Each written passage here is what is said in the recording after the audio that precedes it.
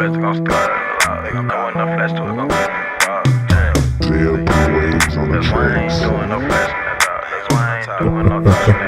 Run up, I pussy up, Run down on the beat and I kill it. Shoot it. Spark up a blank, who had booted. Hit that bitch twice, now she zooted. She in the horn and wanna fuck ass booty. Smack on that nut on that get that ass booty. What to do with the feds? Hit nigga keep moving. In the out territory with a Drake out groove. In this bitch flashing bad screaming, now who won't do it? In this bitch serving Zan football, got Stewart. Green, yellow, white, and blue CDS. 1, 3, and 2. Free your glizzy, see yo. Zoop and Coop fucking bad on the 8. Now the hood, this a juke. Try to spin in that car, we gon' hit up your coupe. Try to fight, knock your life, we gon' stop out your chew. Wipe his nose in the coat, but he ain't have a flu. Shoot this bitch till it explode, all that click, then I'm through. Fuck a nigga beat, I slide to the toe.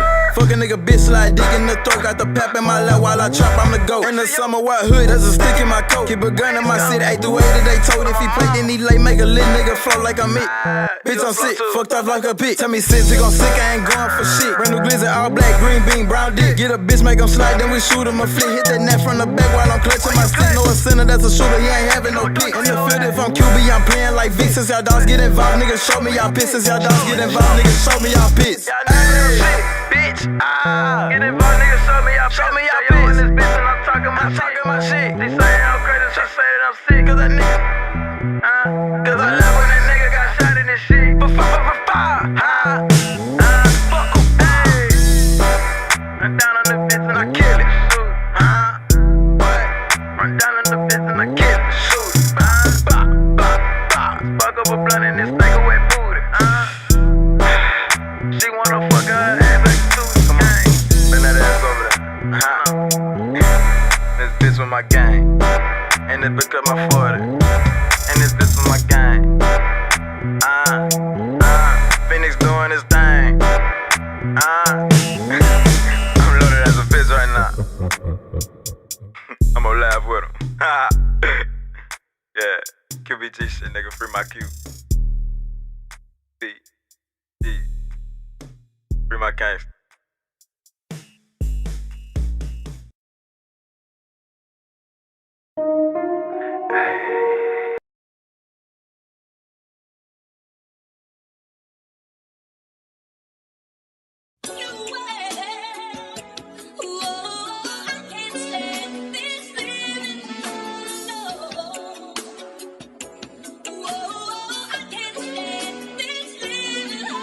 In the city, I know that this killer be killed. Either be ate, snake to be snake. I walk out alone, but I'm clutching my Drake, cause I know they ain't right and I know that they fake. And I'm trying to tour, but I know that these niggas be snitching and pointing me out to the jakes. When I gun at a nigga on aim for his waist, I'ma make sure he hit and stand over his face. Now they take that they mad cause they don't got no case in this first 48 and they ain't got no lead. While me and Lil Bro, we back smoking on trees. When you break down the wood with that bitch, now I'm lean. When I'm smoking your partner, I turn to a fiend. I ain't throwing the doobie, I'm facing the weed. When I'm smoking your partner, I turn to a fiend. I ain't throwing the doobie, I'm facing the blunt.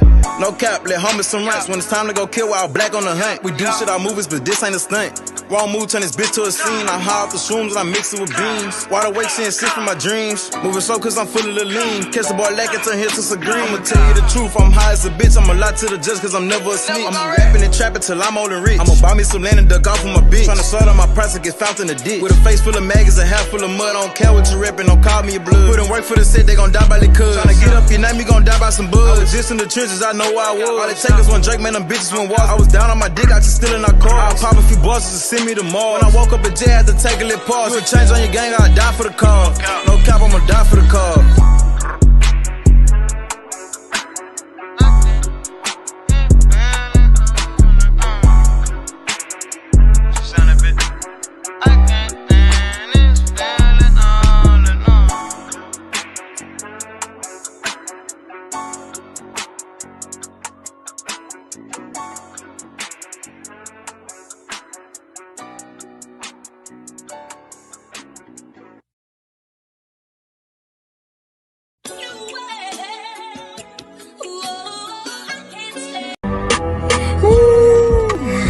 They get back a motherfucker.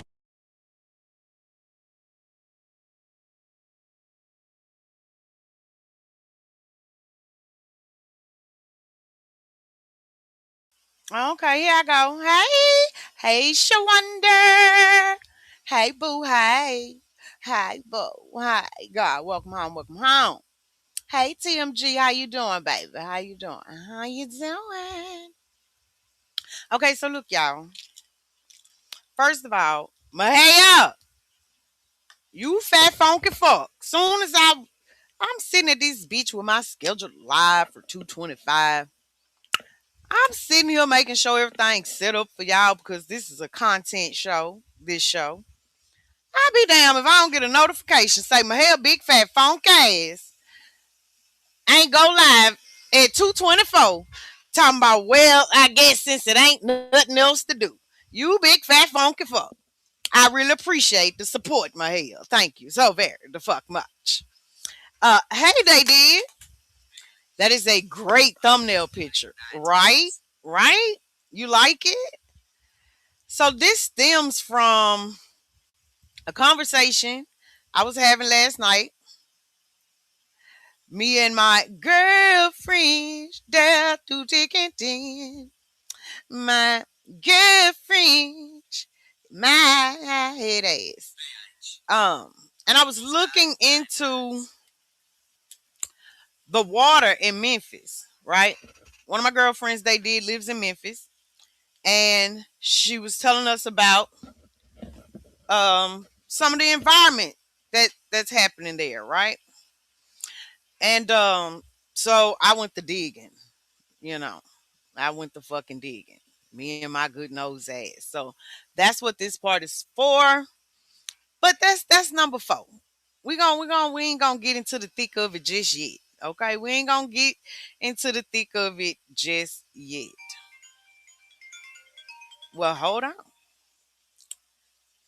Hello? Hello? Yeah. Okay. Yeah. So the first thing we're gonna get up into the text with the diamonds is like an album cover. Yeah, I had told AI. I said, hey, I need you to give it to me no limit soldier style. Okay? Since we fucking talking about war tactics here, I need you to give it to me no limit soldier style. So, and for you few people in the bushes, baby, make sure you hit the fucking like button, okay? Make sure you hit the fucking like button. And throughout this, I want y'all to let me know what y'all think. Stay active in the chat for those of you who are active in the chat. So the first thing I'm going to show y'all is a clip about some shit that I actually experienced before I saw this clip. I was at Walmart, I went to go get a VGMA adapter or whatever. I saw a cute, y'all know I love clearance, right? I saw a cute little tee and a cute little dress. It was $3. It was clearance. So I rung it up. I had 3 items: the dress, the shirt, and my VGA adapter. The dress ring up $3. Shirt ring up $3. I go to grab the VGA adapter, and now the shirt saying $14.98. Baby. So anywho, this is the first video, okay?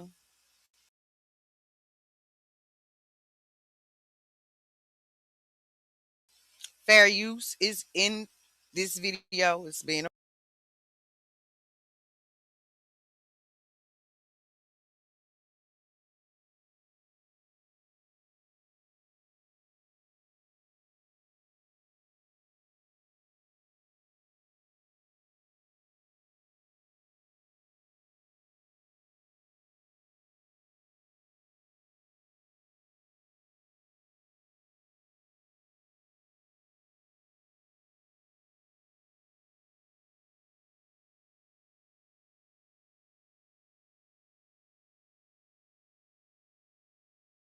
All right, y'all. Something strange is happening at Walmart, and customers are fed up, man. We about to get straight into this video, but first, like it before you light it, hit the sub before you hit the bud, join the team before you hit the green, and most importantly, hype me up. Yes, indeed. There's only 2 YouTubers in the whole world that do that, and I'm both of them. I keep hearing everybody talk about what's going on in Walmart and with the digital, and they're like, recognizes your emotions, and if you're like excited to get something, like the price goes higher. So I'm going to test it out. I'm going to buy dog treats, which are, $39 for the bucket of them. But if they're going to test my emotions, like, I got to get it right. I don't know if I'm going to buy this.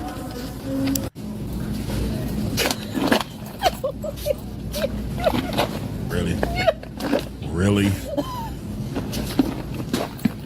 imagine I hope watching. Walmart knows that ever since they switched to this like new pricing system, I buy far less clothes because I can never find the price of whatever it is I'm looking for, and then I have to pull out my app in order to scan it to figure out what the price is, and that's enough for me to just not buy it. Okay, guys, I'm at Walmart right now.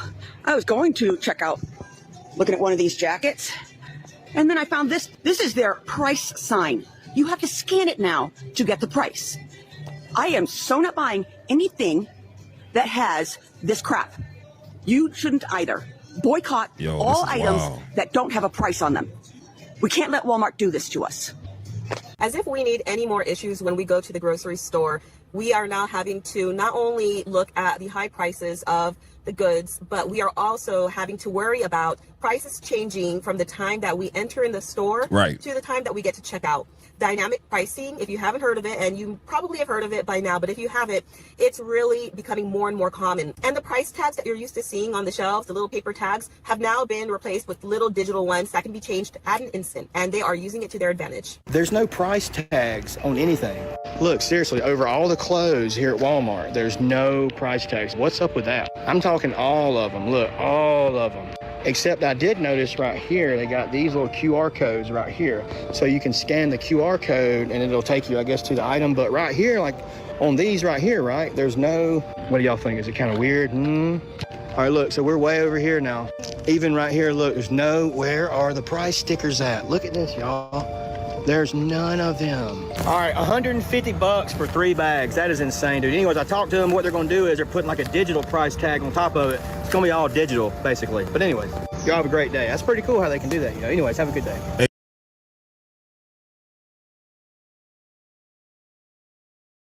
Your next breakdown could cost thousands. Hey, bro, that's corporate greed at its finest, man. This is how you squeeze every ounce of juice out of the consumer right here, dog. But the people that's, you know, they stand, let's say, vigilant, and they're basically on top of their finances, dog, they're not going to fall for this. They're just going to take their money and go somewhere else. In other words, they're going to take their ball and go home. I will say the 2 ladies we talked to were super cool, y'all. This is what's wrong with Walmart's new price tags that are digital, okay? I need a vacuum. I'm broke as shit. So I'm looking through the vacuums, and this catches my attention. 1 cent, right? This one's 1 cent. It says it's a Abyssal PF compact, but you go and you scan it right here, right? This one, scan it, and it ain't 1 cent. Once again, Dirt Devil says 1 cent. Didn't come up as 1 cent. We also have this Dirt Devil saying it's 1 cent. But if you scan them down here, they are not 1 cent. Look at this. 1 cent, 1 cent. And it's not just the displays, because why is this display correct? It says 98. And it's a price deal. We also see it says the power lifter swivel. Do you guys remember when Walmart used to say that if it's advertised as something, they have to guarantee it? Why is that not happening here? Apparently that shit's just out the window. So this is what's wrong with Walmart's new digital tags, is they're advertising one thing right here, and then you scan it, and it ain't that. What's up, America? Walmart digital price tag update. So Walmart has announced by the end of this year, 2026, all 4,500 Walmarts will be shifting over to digital price tags. And that also means that Walmart will be involved in surge pricing, and more stores are starting to do this. So if you're unaware, digital price tags allow Walmart and other companies to slightly raise and lower prices depending on when you're shopping. When there's a lot of people in the store, they will slightly raise prices, and when there's nobody there, they'll drop them back to normal again. This is being done in order to maximize profit, because even a couple of cents here and there across the board with millions of people means lots of money. But with these digital price tags, they've also announced facial recognition technology to watch your face, and also emotional recognition technology. Yes, that is correct. Emotional recognition technology. So for instance, if you go down the cereal aisle and your kids start jumping and are super happy about a specific type of cereal, Walmart will see their emotion and they'll slightly raise prices because you like it. So yes, not just digital ID, coupled with facial recognition and emotional recognition. That's where Walmart is headed. But don't worry, it'll be all stores coming up. Okay, so... Hey, dog, tell us you hate the customer without telling us you hate us. Boy, this is crazy, bro. This is crazy. This is a Walmart's trying to steal your money post. I went yesterday with my mom to get some groceries and a couple other little, like, householdy things. And I knew roughly what I'd spent. Like, I try to keep, like, a little bit of a running total in my brain. And I get up there and they give me my total and I'm like, that seems high. but I didn't want to, like, you know, hold the cashier. There was people behind me. So I just went ahead and I stepped to the side before I left the building and I checked my receipt. And I saw something that said site merch. I'm like, what the crap is site merch? For $14.98. I knew nothing I'd picked up was $14.98. So I went on my Walmart app and I typed in the PC that was on there. And it was weird because it was a lot different than any of the other ones. But anyway, so you guys probably can't see it, but there's site merch. They marked it out. So I went to customer service after I'd looked up on my phone and there was nothing on the website. It just came up with like that, like little spyglass that says, no, nothing's found. And I went and talked to the person at customer service and they said, oh, well, let me just scan your receipt. And I was like, okay. So they scanned the little barcode at the top, you know, whatever.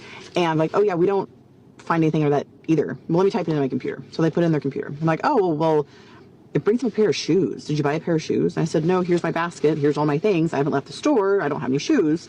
And the shoe price they showed it to me was $18.98. And I was like, no, this is only $14.98. I'm like, oh, well, that's weird.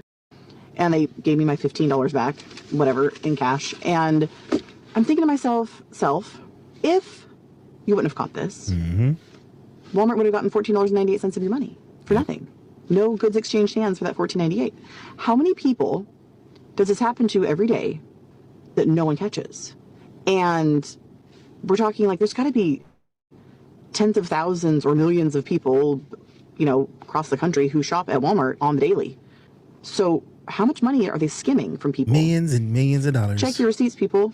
Walmart's trying to take your money. That was my Donald Trump impersonation. Please, at Walmart, and let's get a little traction on this because this is crap. Okay, I never thought I would see the day, but it's finally here, unfortunately. So you see these little tags?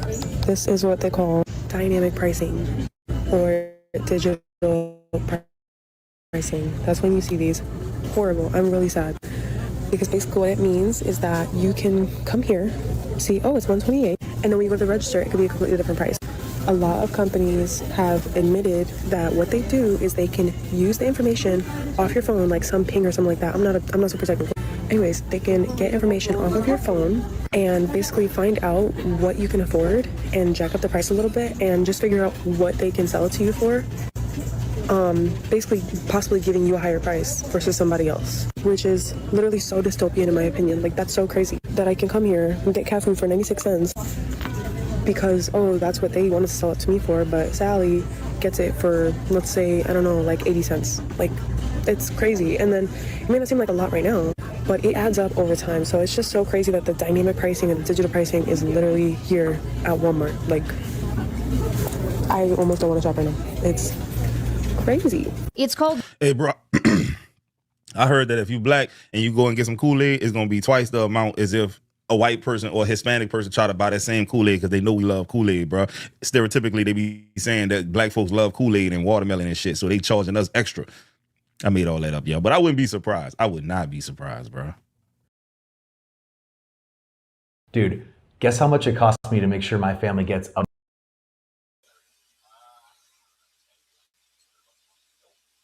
Now, what the fuck do y'all think about that? Whoa. Hold on.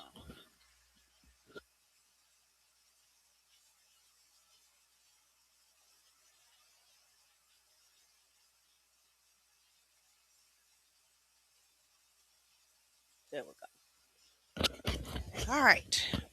My bad, y'all. Okay, here we go. Yeah, there we go. What the fuck y'all think about that? Ain't that some strange shit? Don Play say he heard about the new tags in the stores. That video is 26 minutes long. We definitely not going to play that whole video. I just wanted to introduce the topic and see what y'all thought about it. Of course, I'm going to drop the link to the video in the chat. If y'all want to watch the whole thing, it's basically just a testimonial of people. And he actually also have like this lady that's over tech that comes on and explains the actual technology to it. It's weird shit. It's weird shit. Yeah, it's fucked up. I'll have people standing in others to shop for them. Man, listen. If they know it's cheaper, how the fuck can they get away with this? This whole show Don Play? I'm finna show this whole show is gonna show you just how emboldening shit is getting around this bitch. And meanwhile, they give us Carmelo Anthony. They give us what they want us to argue about because right now, these bitches is doing some god awful, disgraceful things. You would think they were unswedish brown. Plus, them bitches already rich. Why do they need more money? It ain't that they need more money. It's that they need us broker. Okay? It's that they need us broker. They want to eliminate, eradicate, erase, get rid of the middle class. The have and the have nots was not just some fucking Tyler Perry TV show. It's real. It's an agenda. It's a fucking agenda. If you look up the definition of warfare, it is in fact warfare. Yeah. So, and my thing is, they do it because they know they can get away with it. Right? They do it because they know that they can get away with it. Because the truth that a lot of people don't want to fucking admit is niggas ain't standing on business about shit but some hoes, some hoods, some silly, stupid shit. Okay? That's it and that's all. That's it and that's all. And that's just the fucked up, god awful truth. Alright, so this next story that we doing, y'all, it's kind of a change in pace, right? Because it is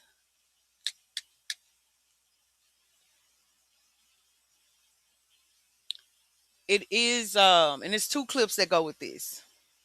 They stand on the wrong shit. Right.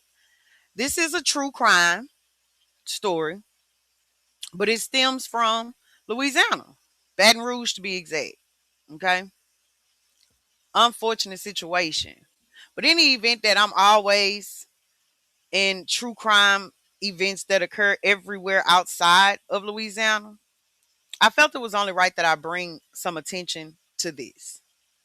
I don't know if y'all have heard about the case of Jadarius Manyweather. Anybody heard about it?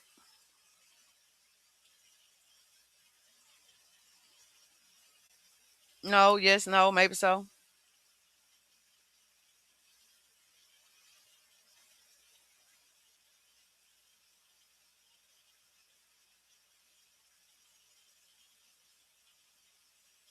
No, yes, no. Okay. So Jadarius Manyweather is a young man, a young teen who lived in Baton Rouge, um, was taken up for his friend girl who was fucking this older man, or this older man was trying to fuck with her. Um, and they've been looking for him. They've been looking for his body since him and the old man had a fight. So I'm gonna give you all of that, all of the this and the that. Well, I'm gonna give you two videos that's gonna tell you. Excuse me, y'all. I'm trying to plug the dang on charger up, and I'm trying to hold little phone name. I'm babysitting. Yeah, yeah. That's the story in Baton Rouge. Done play something like that. Yep. So we finna get into that. We definitely finna get into that. It's a very tragic freaking story, bro. It is.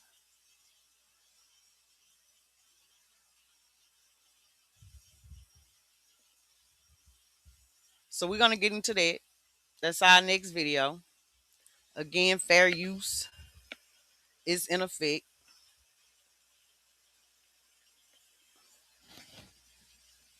Fair use is in effect. Okay. Please don't forget, let me know how y'all feel. down in the comments.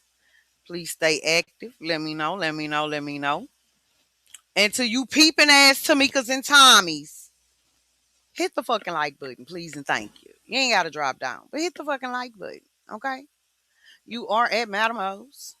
And if you liking what you're seeing and you're respecting the motherfucking content, feel free to hit the Cash App or become a member, okay? Because we will have some members only lives that you will want to be a part of, okay? All right, now let me get the fuck down so I can play this for y'all.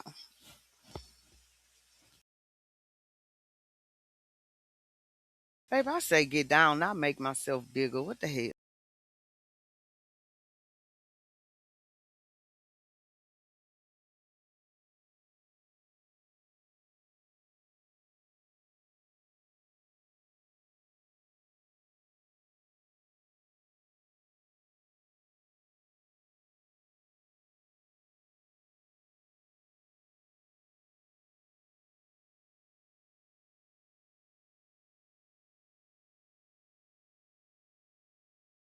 Family members say they've seen a 15-year-old Baton Rouge teen. Police told News 2's David Hamilton that the teen's suspicious disappearance has them searching along with the family for answers.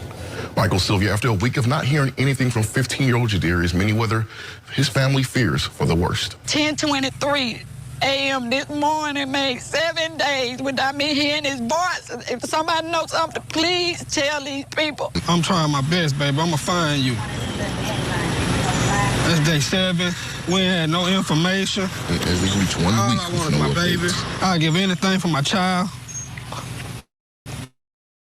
Please give me my baby. Please. We won't stop until he's found one way or the other. We'll continue our social media blast. We'll continue communicating with the parents and the family and the community. A teenage boy woke up one morning, got dressed, and walked out of his house in Baton Rouge, Louisiana.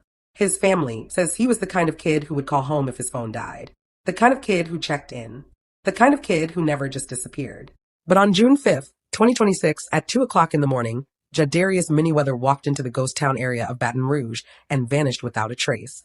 And the deeper investigators dug into where he went, the more they uncovered something that went far beyond one missing boy. Because buried inside this investigation is a 50-year-old man with a violent criminal past, a teenage girl whose phone told a story nobody expected, Cash App payments, a burner texting app, and a web of predatory behavior that had been hiding in plain sight for months. So the question isn't just where is Jadarius? The question is, what exactly was happening in Ghost Town and how many kids were caught in it? Welcome back. If you're new here, this channel covers the cases that demand to be heard. And this one has been on my mind since the moment I found it.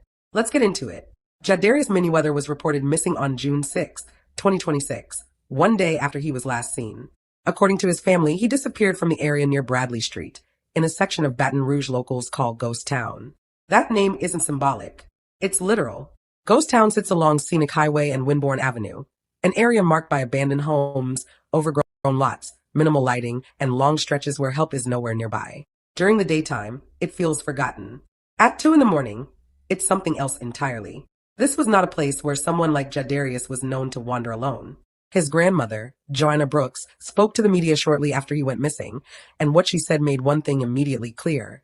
His silence was not normal. She described him as outgoing, dependable, closely tied to his family, someone who didn't just disappear without a word. She said he had recently started a summer work program at Estruma High School, his first real job, and he was proud of it. He was excited about his paycheck, excited about responsibility, excited about moving forward.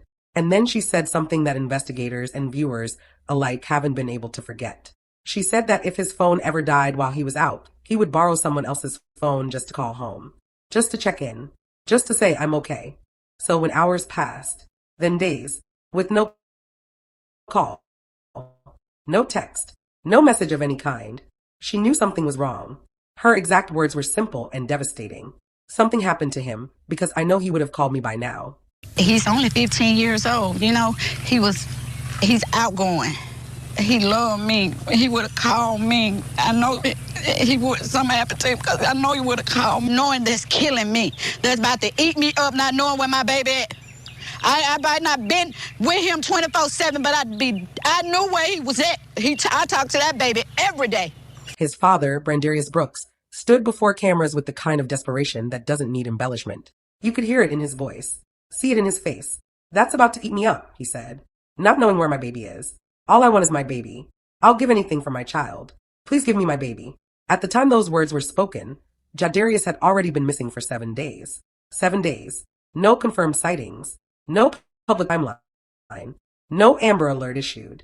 A child vanished from one of the most dangerous corridors of Baton Rouge, and a week passed without the kind of emergency response many expected. Why is Amazon paying me $20,000 a month? Well, I didn't make this kind of money selling yoga mats. And while officials stayed quiet, the community did the opposite. Because when families stopped getting answers, they start searching. While official answers were scarce, the silence didn't last long. Because in Baton Rouge, when a family is hurting and a child hasn't come home, the community doesn't wait to be told what to do. Flyers started appearing on telephone poles, storefront windows, gas stations, and fences throughout Ghost Town and beyond.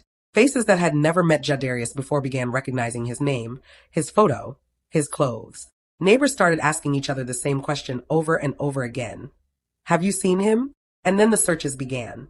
Not small ones, not symbolic ones, real searches. People showed up early in the morning and stayed until the sun disappeared again. Cousins, friends, neighbors, strangers walking through tall grass, knocking on doors, shining flashlights into abandoned buildings that most people avoid even in daylight.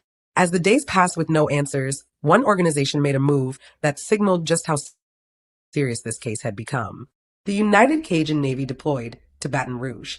For those who don't know, this isn't a casual group of volunteers. The United Cajun Navy is known across the South for stepping in when situations turn dire. Hurricanes, floods, missing persons. When they show up, it usually means local concern has reached a critical level. They mobilized more than 100 volunteers, and what they searched tells you exactly what investigators were worried about. They searched wooded areas, vacant lots, abandoned homes, bridges, highways, levees, and eventually the river. That detail matters. Search teams do not drag rivers because someone might be hiding out. They don't comb levees because they think a kid decided to run away. Those decisions come from information, from tips, from concerns that something far worse may have happened. Incident Commander Josh Gill made it clear this wasn't a short-term effort. He said they would not stop, that they would continue searching one way or the other. Jadarius' cousin, Bobby, echoed that same resolve, looking straight into the cameras and saying, "We ain't stopping till we find you, till you come home." That wasn't just a statement. That was a promise. But while volunteers were combing the ground, investigators were digging somewhere else entirely, into devices, movements, and connections that most of the public didn't even know existed. And that's when this case took a turn that nobody expected. During the investigation, detectives came into contact with a teenage girl connected to the same environment Jadarius had been moving through. The details of how their paths crossed that night have not been fully explained publicly. And that silence is important, but what we do know is that investigators believed her phone held answers. They obtained a search warrant, and when they went through that phone, they didn't just find clues about a disappearance. They uncovered an entirely separate nightmare. What they found was a long-running, secret communication between the girl and a man old enough to be her parent, not through normal texting, not through a number tied to a phone bill. And the man using it knew exactly what he was doing. His name was Maurice Rabia Parms. What investigators uncovered wasn't a brief interaction or a misunderstanding. It was months of messages, nearly a year of contact, a steady stream of communication that blurred boundaries, rewrote reality, and slowly pulled a young person into something dangerous. Parms didn't talk like someone who knew he was crossing a line. He talked like someone who thought he owned the situation. He called her Bae. He told her he loved her. He spoke about a future together. And in one of the most disturbing details in the arrest documents, he referred to his own child as her stepdaughter. That wasn't a joke. That was grooming. He wasn't just messaging her, he was building a world. A narrative where this relationship was normal, where it made sense, where she belonged to him, and it didn't stay digital. According to investigators, the girl said she met Parms in person multiple times. At his home, in his vehicles. He bought her things, took her shopping, sent her money through Cash App. That's not generosity. That's control. And here's the question that refuses to go away. If this was happening right there, in the same area, the same time frame, the same community where Jadarius disappeared, how many other kids were being watched, contacted, groomed, and pulled in without anyone knowing? Because predators like this don't work in isolation. They operate where silence already exists. And Ghost Town had plenty of it. When Maurice Rabia Parms was arrested, it should have brought clarity. Instead, It made everything more complicated. 6 days after Jadarius Manyweather vanished, Parms was taken into custody and booked into the East Baton Rouge Parish Prison. The charges were serious: indecent behavior with a juvenile and computer-aided solicitation of a minor. Charges built on evidence pulled straight from a phone that investigators only examined because they were chasing answers about a missing boy. And that detail matters more than anything else, because police did not stumble onto Maurice Parms by accident. They did not randomly check his phone records. They did not arrest him during a routine traffic stop. They encountered him while following threads connected to Jadarius's disappearance. That's the part that has never been fully explained to the public. We have got to the point where literally anybody can build a fully working app without knowing how to code. This is based. Officially, investigators have said they have not confirmed a direct connection between Parms and Jadarius. That's the statement. Clean, controlled, carefully worded.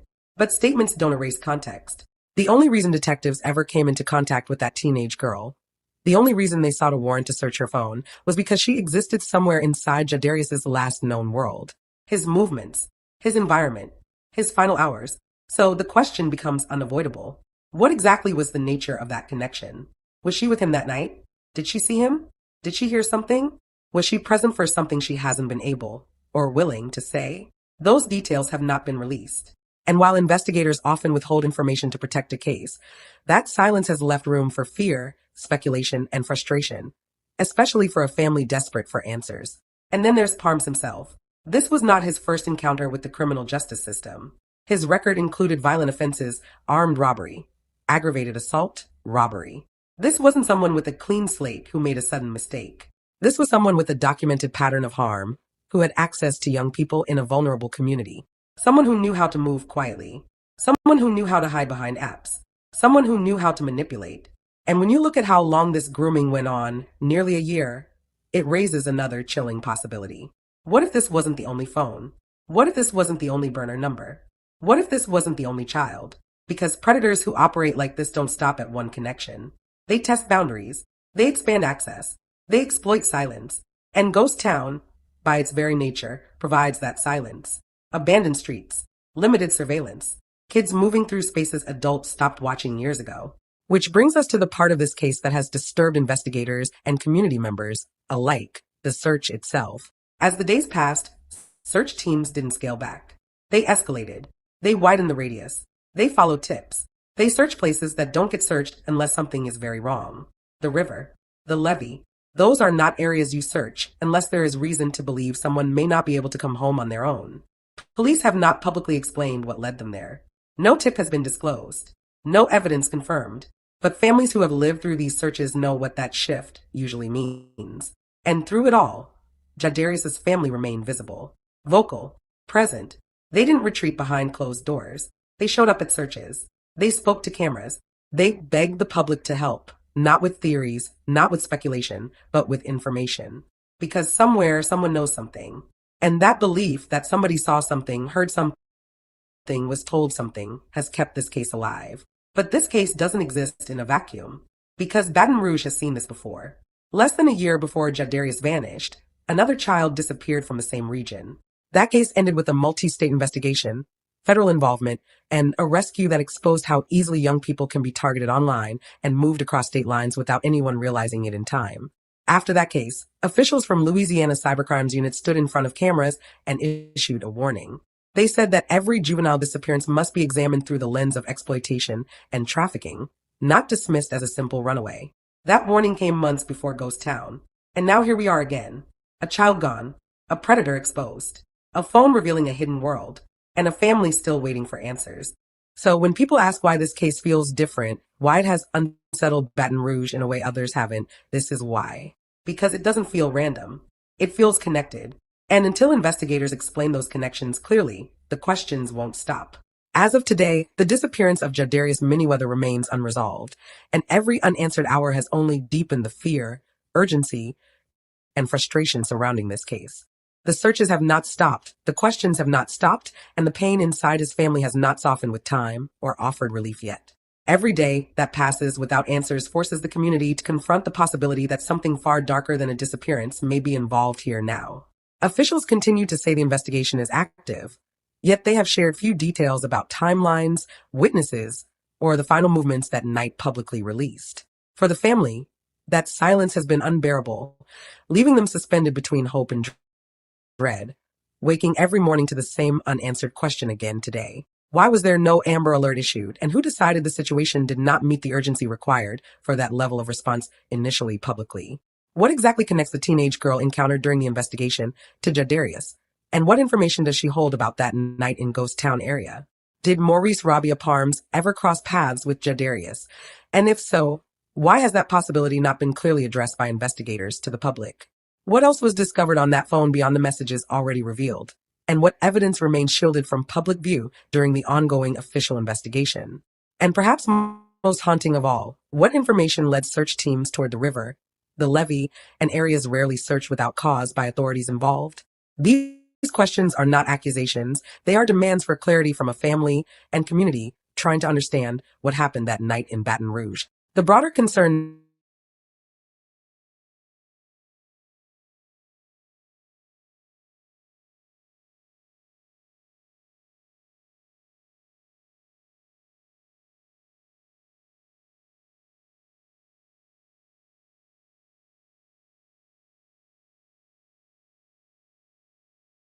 All right. Hold up.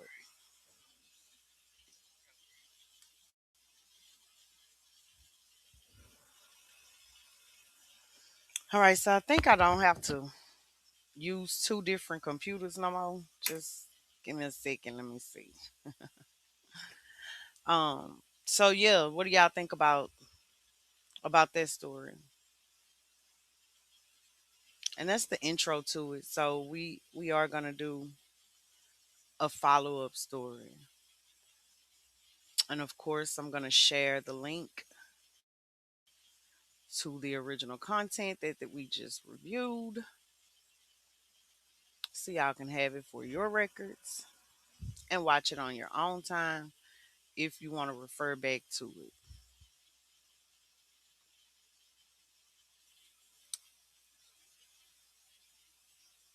I know that for that family, that's got to be fucking heart wrenching, right? It got to be. It got to be. This 15-year-old baby, and where the little girl is, you know?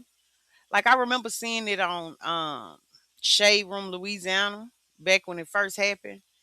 And I remember everybody was asking about, I want to say her name was Lily or something like that. They was like, what the fuck is Lily?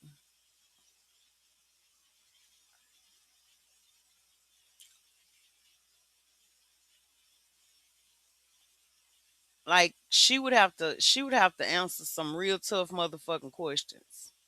Oh Lily.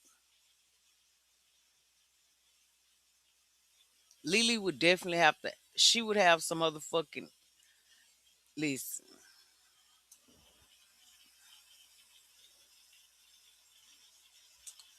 I wonder if she was just playing the old man, not knowing what he was capable of.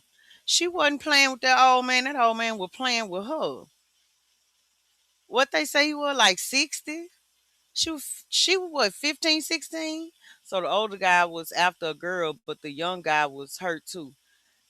So the way that it looks, one of the stories they did was um that the young man, Jadarius, was friends with this Lily character. Damn, I was trying to copy and paste it.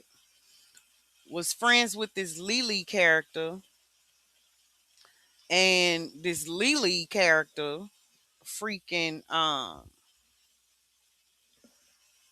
had Jadarius arguing with the old man over, it was some kind of incident where Jadarius ended up being a witness to the old man handling Lily little ass kind of rough, right? So when Jadarius tried to be a good friend and intervene on behalf of Lily, the old man, they say he beat the shit out of him. There were reports and 911 calls about um the old man beating the shit out of Jadarius. And then they claimed that they had parted ways, right? And that after they parted ways, Jadarius just was never seen again.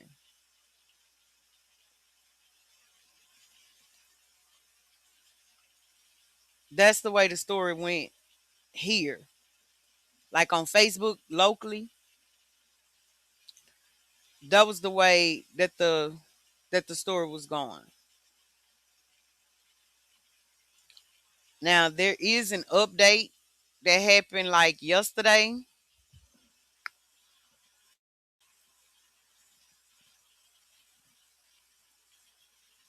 I'm finna try to give it to y'all, but I'm finna try to do it because update, okay? Just a real quick update, St. Quaterings. Are you serious? And those of you who support financially to the channel, I did this month get the higher plan for the Eva Maka Maka shoe streaming app, so we can see what that's like, right? So with the higher plan, I am supposed to be able to take this link to this next video and embed it into the stream without having any problems. All right. So the young lady hasn't said shit. No, she ain't said a motherfucking thing. She ain't said shit.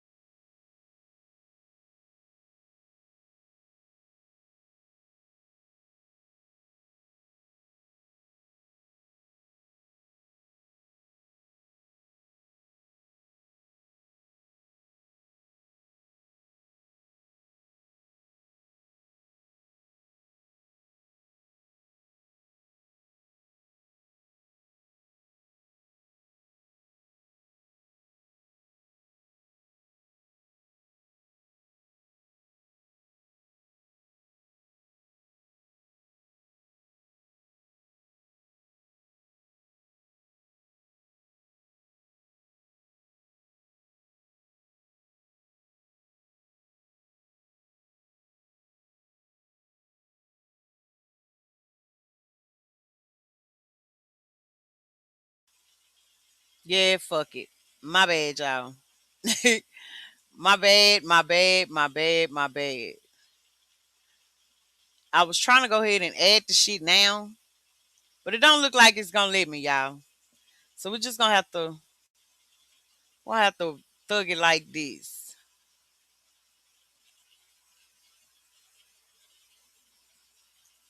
Yo, we're just gonna have to thug it like this for this live through the two laptops, okay?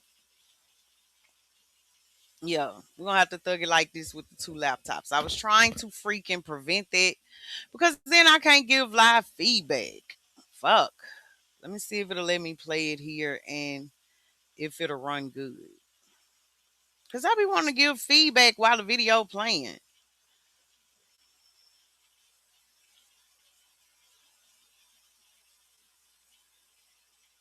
So let's see if it's gonna let us thug it. This is the second video.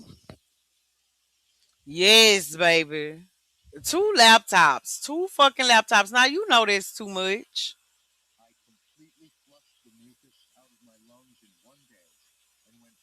Sir, I don't want to hear about no mucus in your lungs.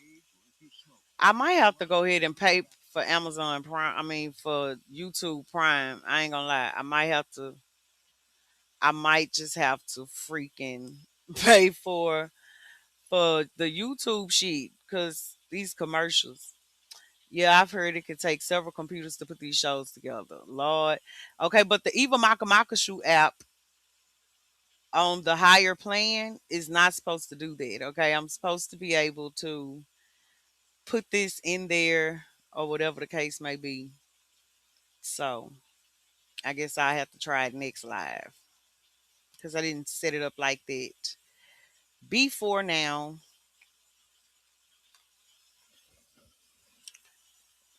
I be forgetting I got a whole mouse out here. I be trying to use the shit off the laptop.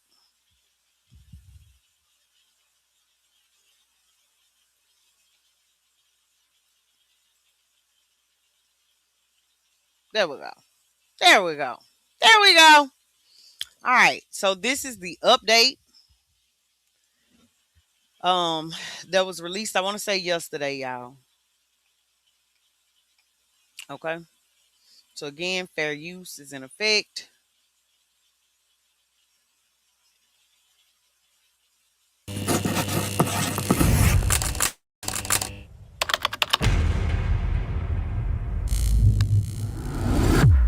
Good evening. I want to welcome all of you here, the media. I want to thank the media right off the bat for the coverage of this case and everything we're doing.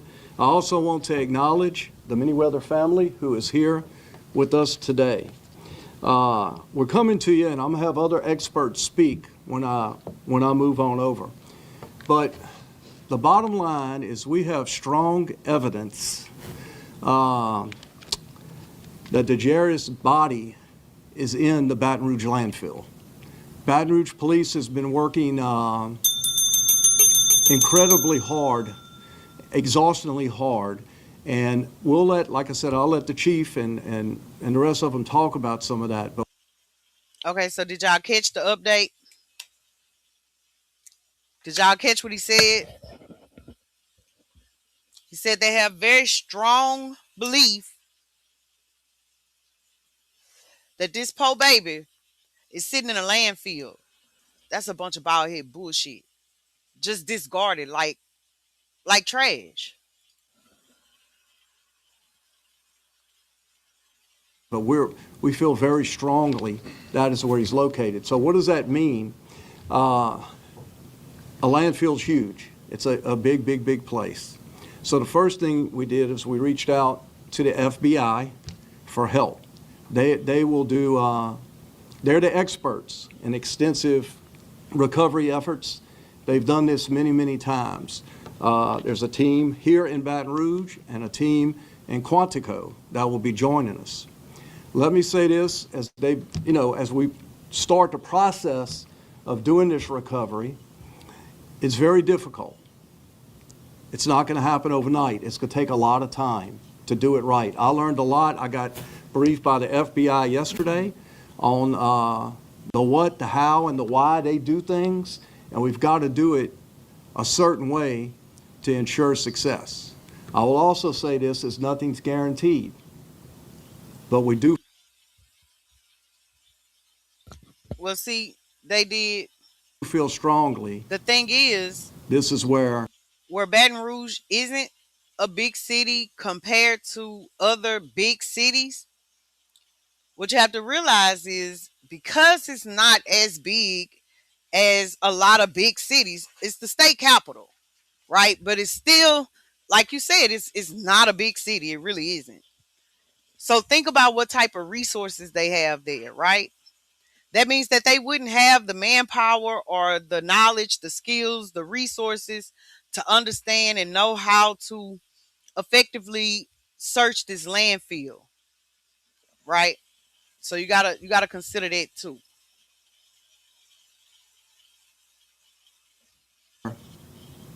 My son, our son, of Baton Rouge is. At this point, I would like to turn it over to our Chief of Police, T.J. Morse. Thank you very much, Mayor. On behalf of all of us up here in public safety, I want to thank you for your heart, which is evident in how you speak. I also want to thank you for that same heart that shows your support of public safety and how you continue to support us with the resources in all of our efforts, especially now while we try to bring JaDarius home to his family. I feel compelled to go back a week ago to the rest of Maurice Parms and start by setting straight some facts and dispel some rumors and false information that have been circulating online and in our community. The arrest warrant was signed on Friday night, June 19th, around 10:30 p.m. Subsequently, the Baton Rouge Police Department arrested Parms Saturday morning and served 3 search warrants to gather additional evidence. Let me be very clear. No, we have not yet located the body of Jadarius Manyweather. Yes, we are pouring everything that we have into the search for him. No, Maurice Parms has not provided us with any information or statements. Although an arrest has been made, detectives have not stopped the investigation. Our Baton Rouge police detectives, who have been working relentlessly on this case, have obtained significant evidence to determine a location where we now strongly believe that Jadarius' remains could be found. This process will be challenging, to say the least. I warn you that this is troubling to imagine, but investigators believe that Jadarius was picked up on a collection route and taken to the North Landfill, which is where we are now all working together on a massive operation to find his remains. For context, the North Landfill is an active municipal solid waste landfill that covers more than 400 total acres. On average, the facility receives just about 1,600 tons of solid waste each day from roughly 325 different collection vehicles. That's a lot. These vehicles unload into designated spaces called disposal cells.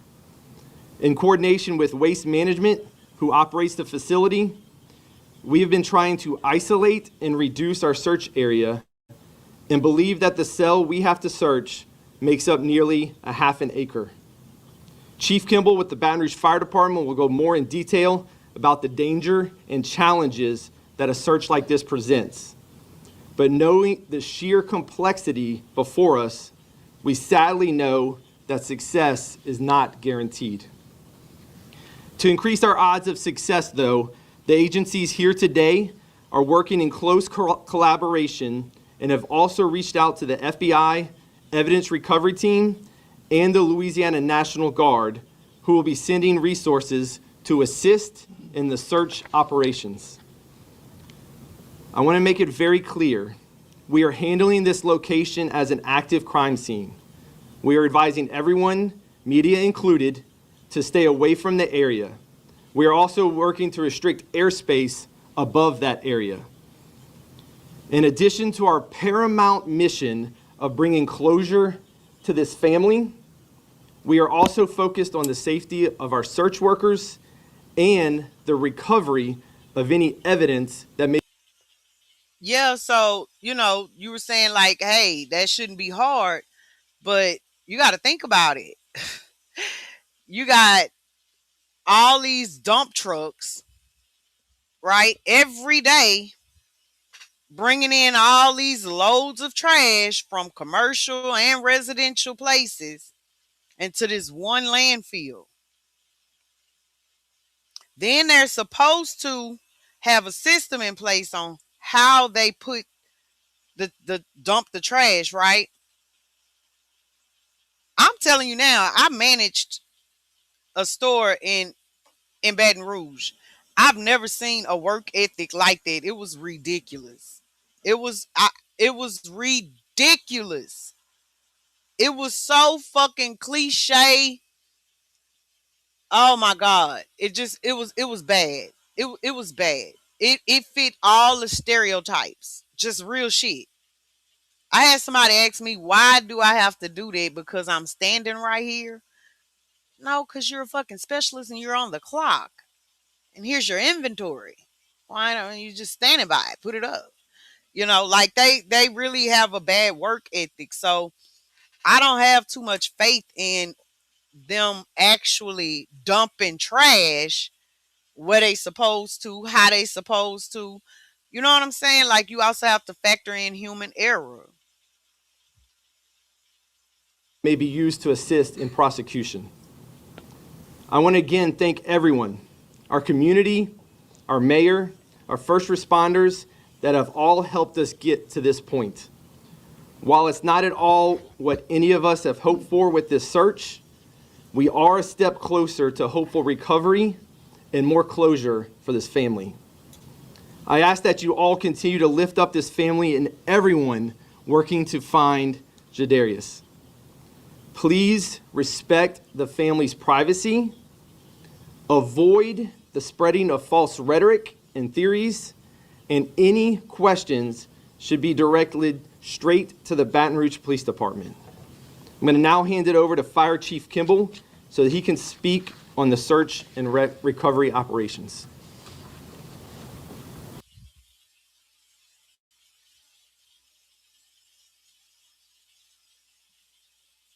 Yeah, so, and then you got to think about the heat and fucking humidity, right? It's hot as fuck here, y'all. It's hot as the fuck here.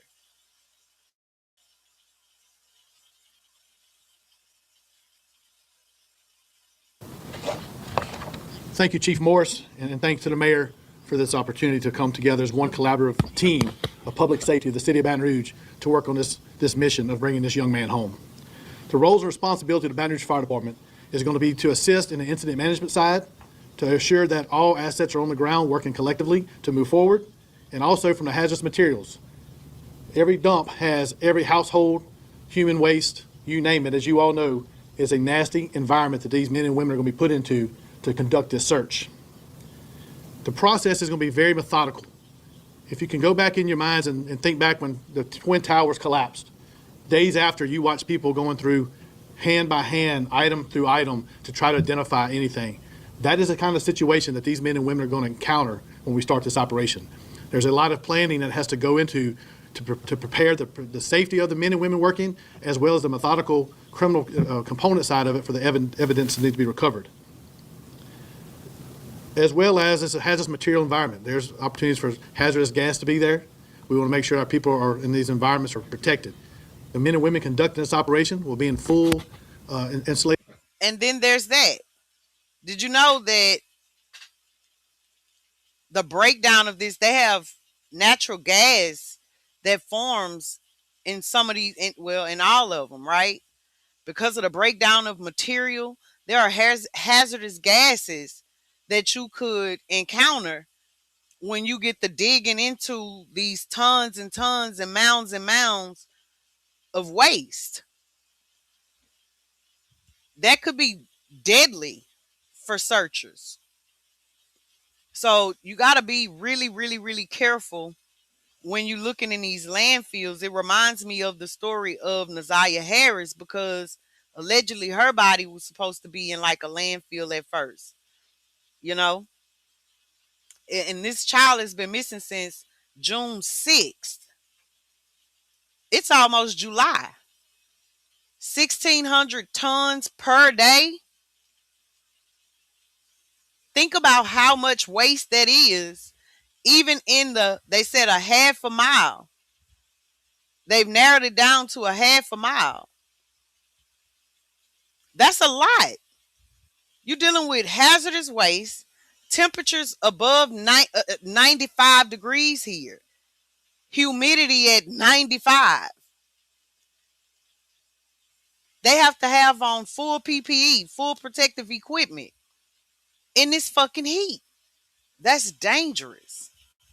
It's a dirty job. Somebody got to do it.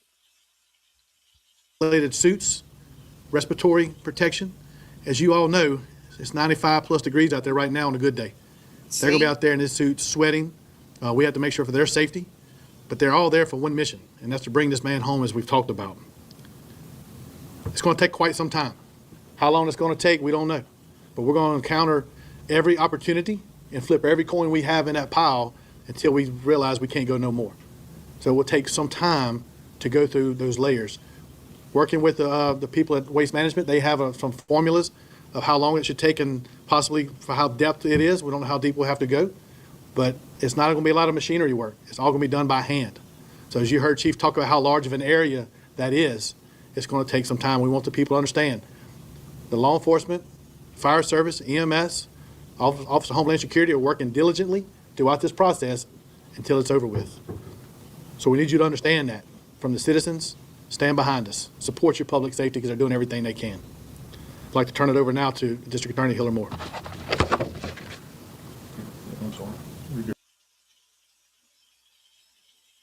So yeah, they did just like you 50% said. of people It in this could country take don't live months. within driving distance of a Whole Foods, and even more. Shut the fuck up. It definitely could take months. My heart goes out to the family.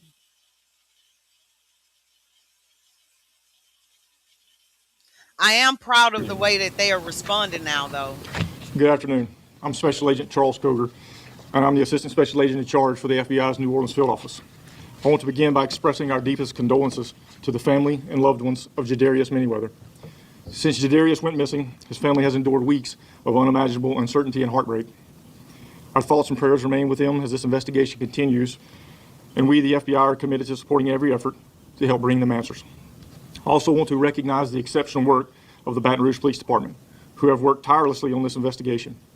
Their dedication and professionalism have brought this investigation to the point where this operation is going to be possible. Without their outstanding investigative efforts, we would not be in the position that we are here today. I want to be clear that this type of operation is an enormous undertaking. Recovering evidence in a landfill is an extraordinary, complex, and labor-intensive process that requires specialized expertise, extensive planning, and significant personnel and resources. These operations are physically demanding, technically challenging, and often span multiple days or weeks. The FBI is proud to stand alongside our local, state, and federal partners in this effort. We will be deploying personnel from our evidence response team and our technical hazards response unit from FBI headquarters in Quantico to provide specialized expertise, training, and operational support. In addition, the FBI New Orleans Field Office is committing personnel and resources to assist throughout this operation as well.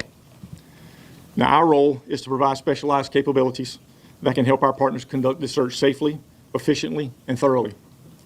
We remain committed to supporting the Baton Rouge Police Department in every way we can as they continue seeking answers for Jadarius, his family, and this community. While this operation is focused on the recovery of evidence, it is ultimately about something much more important. It is about ensuring that Jadarius is treated with the dignity and respect that every child deserves, and doing everything within our power to help bring accountability to those responsible. Today also demonstrates what strong partnerships look like. When the community is faced with a tragedy like this, law enforcement agencies come together, bringing our unique capabilities and resources to support one another.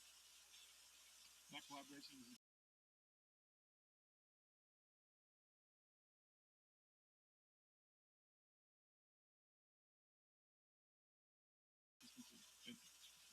I'm not turning it over to DA Hiller Moore. Thank you. Good evening.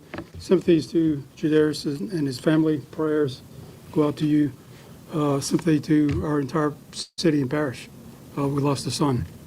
And I cannot imagine the pain that the mother and the family are going through, knowing where their child is. Having worked cases where we have never been able to find the body and been successful in that. In fact, last week, just filing an indictment where we have no body. But in this case, we pretty sure where we know where a body is.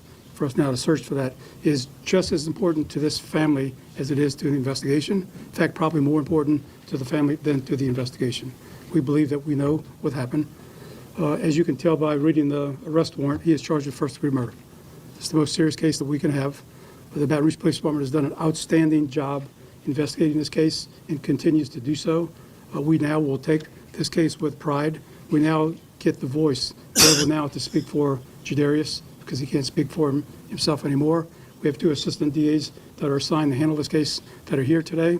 And I can tell you, despite constraints, the people in the office begged and wanted this case. Can I have this one?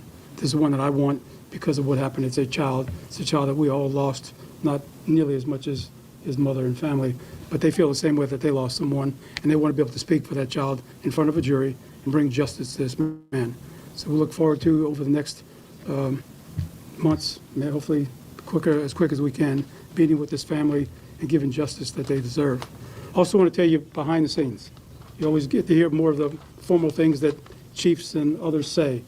But I can tell you, in speaking with our ADA yesterday, we walked away with what you don't know, and what generally does never get reported, is that all of the men and women you see here, and those that are behind the cameras, those that are still out on the street, doing all the very hard work on this case and other cases, all came together in a very large room yesterday from every walk of life, from every agency represented here, from the police department to the sheriff to the fire, FBI, you name it. Every agency was there. Others, the Cajun Navy, the National Guard, to where they asked, can we call the governor? Can we get the governor's approval to get the National Guard? We called the general of the National Guard of Louisiana, who was not able to be here today, but Colonel St. Romain is here. The National Guard and the governor's office are involved in this case as well. We are all committed, but just the humanity that this group of people who are hardened law enforcement folks gave to this child, that they want to see him given back to his mother, is really moving to me, and that's generally what's not seen by the news and on the other side. So that was an extremely important part that I saw. The family was not able to see that, but everyone is pulling for us to do well, and please work with us when we go through this really arduous process. Thank you. Now, I do notice that they are stressing, the law enforcement agencies being very willing to all come and work together. However, if y'all remember the first video we watched, they spoke on the lack of an Amber Alert being placed immediately for this child. So it could be that they trying to make up for fucking up at first.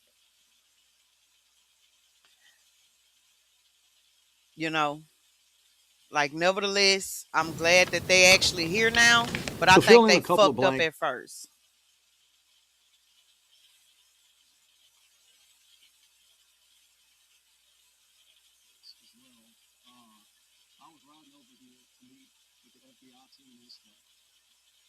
Yeah, so what are your thoughts about that? Let me know what I feel when I feel. And yeah, they did say it was going to take a while. They said it was going to take a while.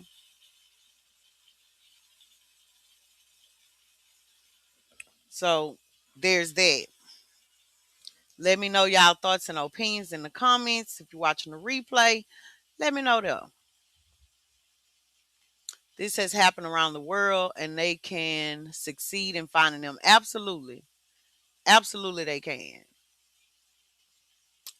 So the FBI said that they can start searching sometime in July.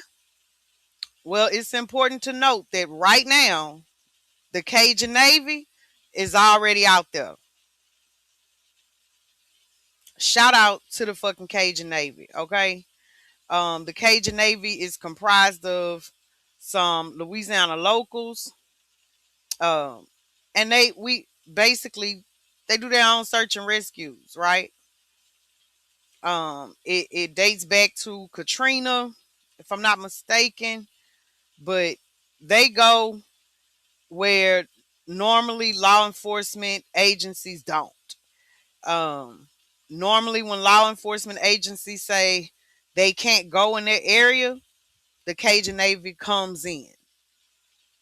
It started, like I said, with just a group of regular citizens. And one of the natural disasters that we had here, and they took their own boats, their own four-wheelers, and they were conducting their own rescues of their neighbors. So if you are somebody who likes to donate to charity, the Cajun Navy is a very good organization to donate to, because I can attest firsthand that they are always boots on the ground. And it's not just in Louisiana. The Cajun Navy deploys and goes all over the United States if need be. They are always Johnny on the fucking spot. Salute to them. Salute to them. I fuck with the Cajun Navy. Okay. Now, this next one, we got One more story before we get into the reason that we here. That would be a fun group to join. Yeah, if you're into that type of thing, you know. Um, so of course we got the thumbnail that lets you know what we are mainly talking about, right? And it's this industrial warlords. I just got one more topic that I wanted to look into, and I wanted to actually show you guys. It's not going to take as long as the other two, but I just wanted to show y'all what dear old Louisiana is up to. Because I always tell y'all, take a look at what laws Louisiana passes, because your state is up next. The gerrymandering, the requiring the 10 commandments, the reading the Bible in the schools. Texas actually just adopted that bill. It all starts here. A lot of it starts here in these parishes, and then they send that shit on to y'all. So this is one that I think if it's not in your state yet, y'all should actually look into, because the state of Louisiana just made homelessness illegal. It is illegal now to be homeless in the state of Louisiana.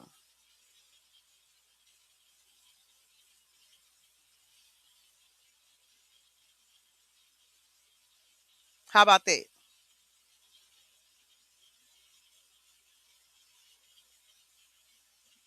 Let me see. Is this the one? And so y'all can find all of these videos on a playlist that I got. It's a public playlist. It says for future live reviews. Yeah.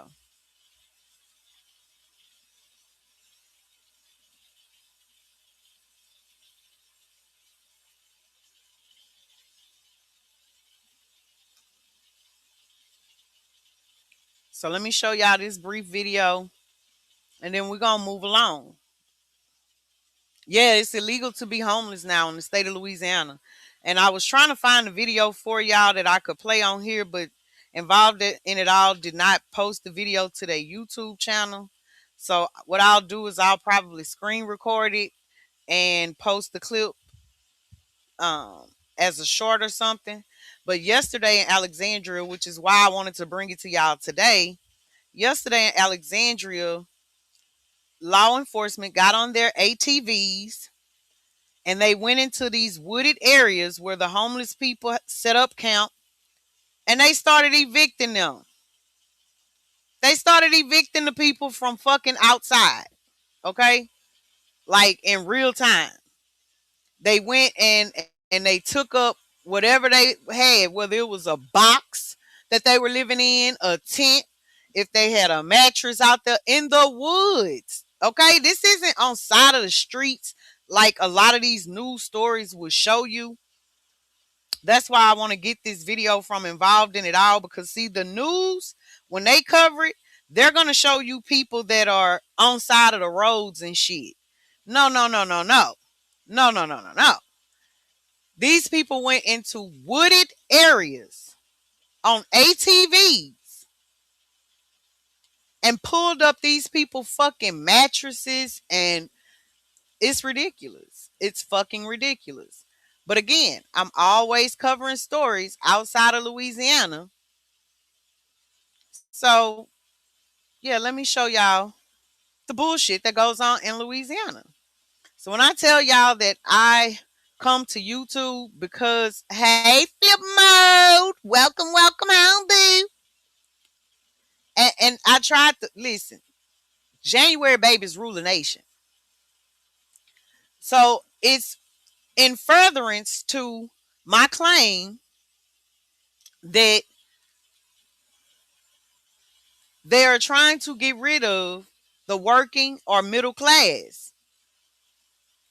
They are burning that bridge. You are either the have or you are the have not. And like many social experiments, thank you, boo, thank you, thank you, thank you. Like many social experiments, they tried on what society deems the nobodies first. And because people are so morally corrupt, right, that they actually have majority of people who are supporting this because they're homeless by choice, they're on drugs, they're the scum of society. And so they are backing up Louisiana making homelessness illegal because they said that they should just go get a job. Everybody else can.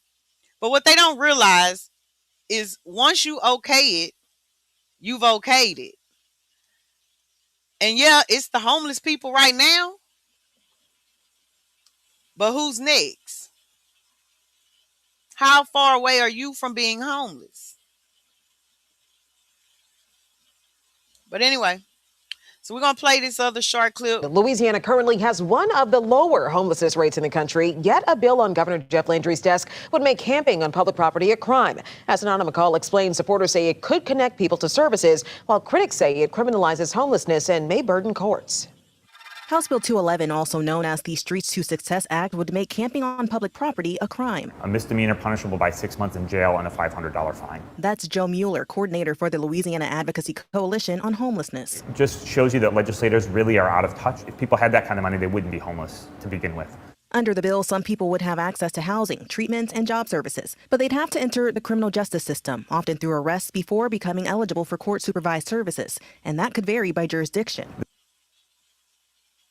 So when I say, and I tell y'all that fact, this bill doesn't actually create homelessness. That Louisiana has 3 times more people in the prison system than anywhere in the fucking world, and more than any sovereign nation in NATO.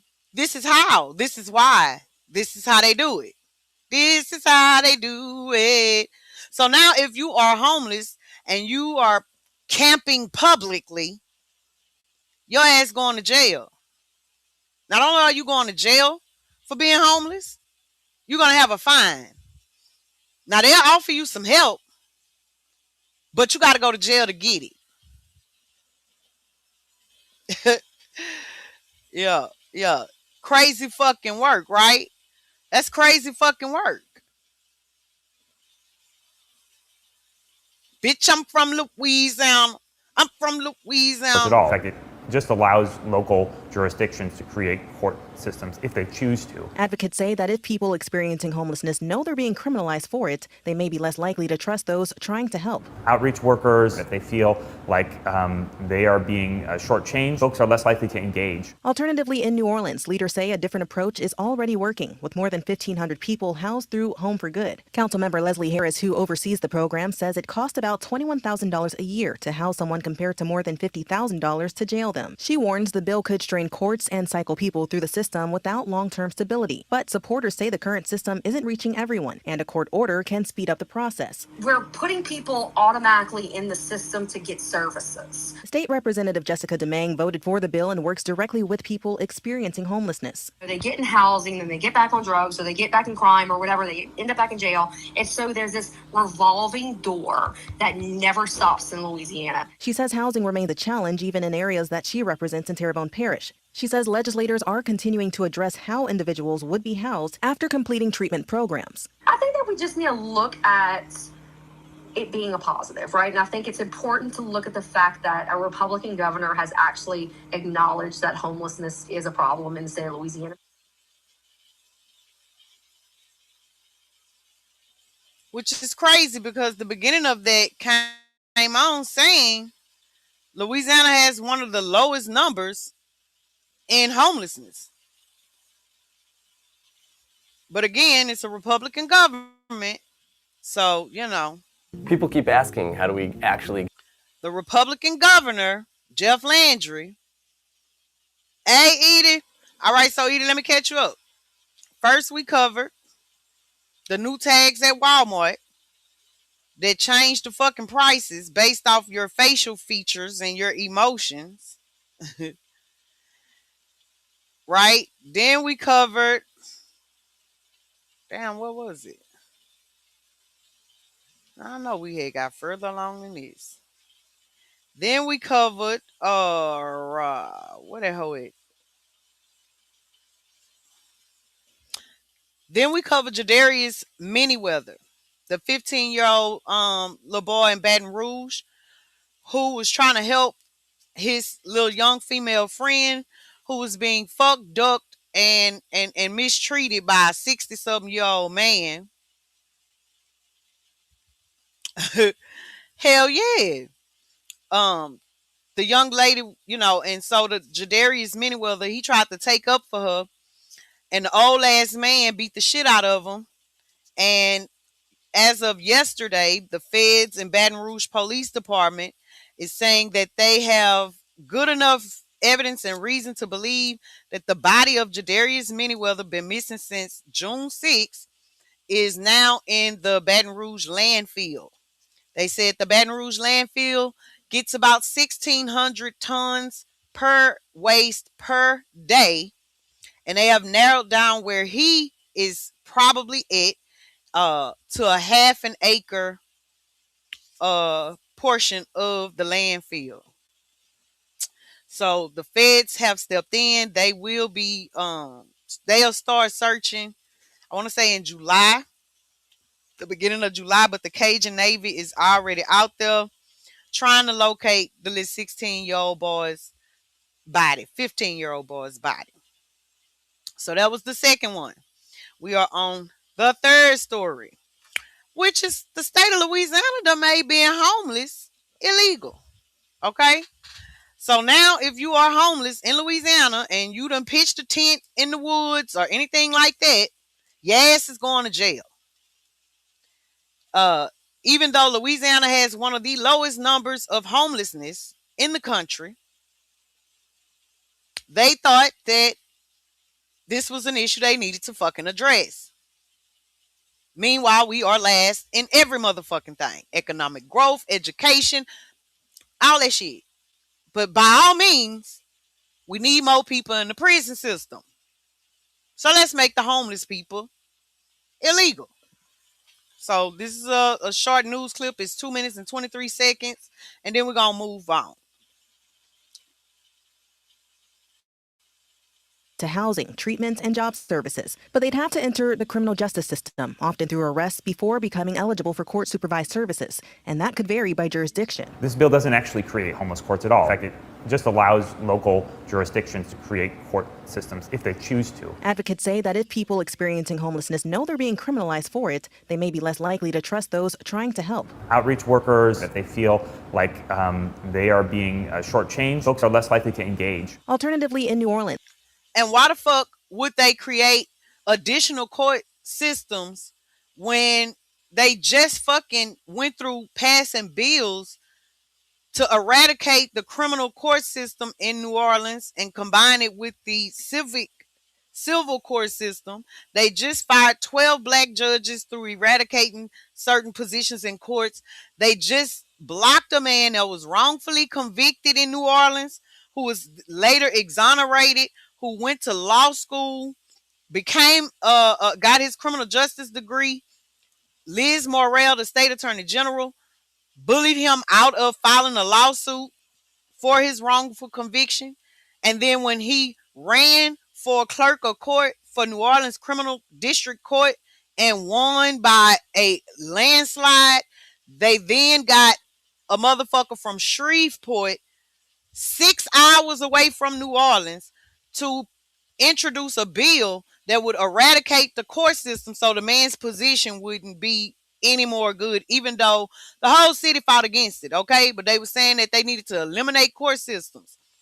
That was the beginning of the legislative session. But now at the end of this legislative session, now this is coming to an end, they went ahead and passed this bill to criminalize motherfucking homeless people. They said that you can get some help. They'll help the homeless people, but you got to go to jail first. Wait a minute. That's why I be telling these YNs, a lot of them won't be ONs like me and homeless making their own cities out here. Well, baby, if Louisiana did it, Cali will probably be the last, they'll probably be the 50th state. Louisiana and California be at odds like a motherfucker. So I won't say that they're gonna do it in California, but yeah, it's definitely going to some more states. I want to see which state gonna do it next.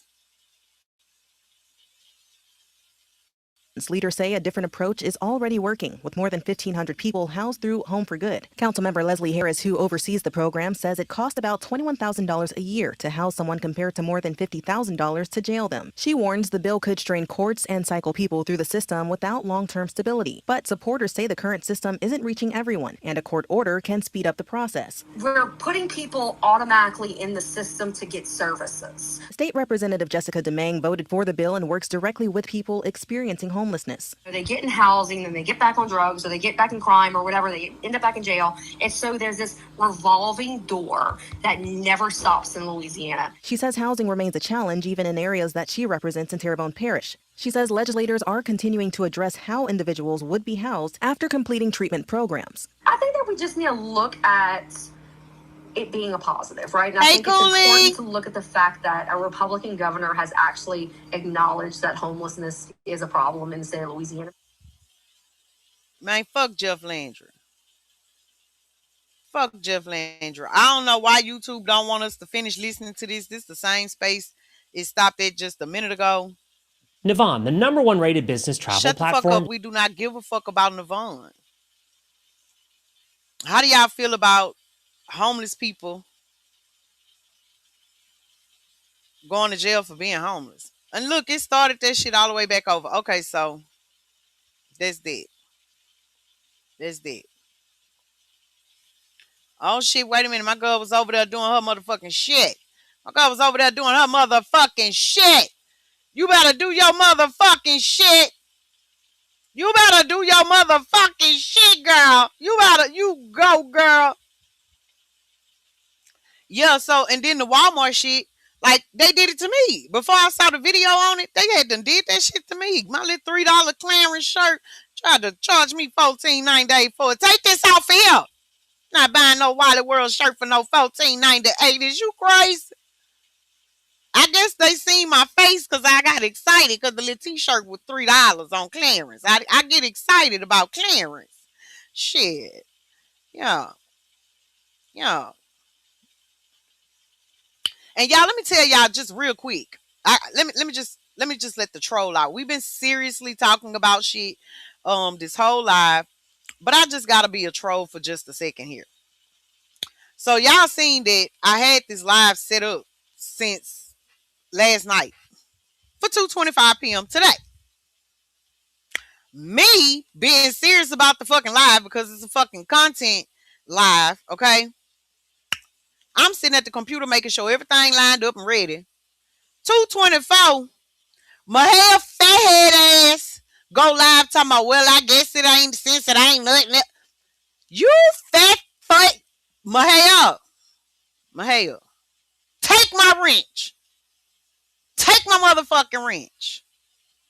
I ain't coming over there no more. I ain't dropping down over there no more. I might pull a cooling and just start timing out motherfuckers I don't like. Because where the fuck is the joint support? I can see if your shit was scheduled, but you ain't have shit scheduled. How the fuck you go live at 2:24 and my live was at 2:25? Them Tyler clothes on clearance be my shit. Right. My late brother was homeless. He had opportunities but couldn't kick the drugs. So that's why the people in Louisiana are backing this new bill, because they said, go get a job. Get off dope. But I want y'all to know that we didn't have a huge homeless problem until Republican Governor Bobby Jindal, and it was the last Trump administration before this time. He was trying to kiss Trump ass, just like this motherfucking governor is. And the motherfucker privatized mental health. So all of our long-term inpatient mental health facilities and hospitals were completely shut down. And if they weren't completely shut down, they released the fucking mentally ill people because they received more money for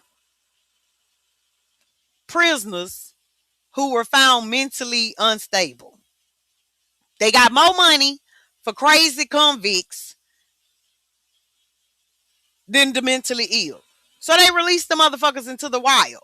And for the first time in all my life, I started seeing in Alexandria something that I would only see when I would go to other states. People standing on corners with their signs and shit. We didn't have that here. Not here. We didn't have that here. Until they privatized the mental health. So now all of these people are homeless, self-medicating, don't have the same resources that they used to have. You dig? And instead of them putting the money into fixing that, these bitches said, nah, fuck that. Now, fuck that. We do better adding to our prison system population. Because how the fuck else are we going to maintain having more people in the prison system than any other sovereign nation in NATO? Just this one state. Funky mud mouth bastards.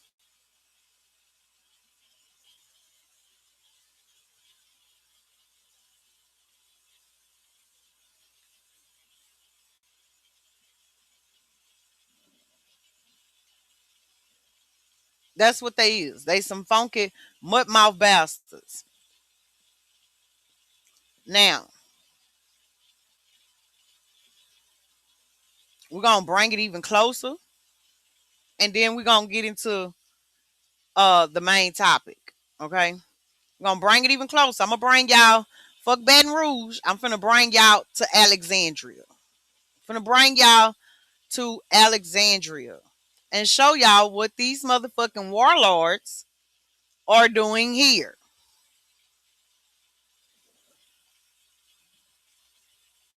In my backyard, nonetheless. Funky bitches. And I'm so mad that I seen this fucking plane that they got. I had been telling Miss T. I was like, oh, sissy. I don't know if y'all know, but my favorite color is teal. Okay? Teal, turquoise, all that shit. Aqua, I love it. I recently started seeing some new planes, right? And they was teal. Oh my God, they were so beautiful. Only for me while I'm loading this shit up for y'all to see. That's the ice planes, Lord Jesus Christ, the Latter-day Saints. How you make the ice planes be beautiful? Lord have mercy.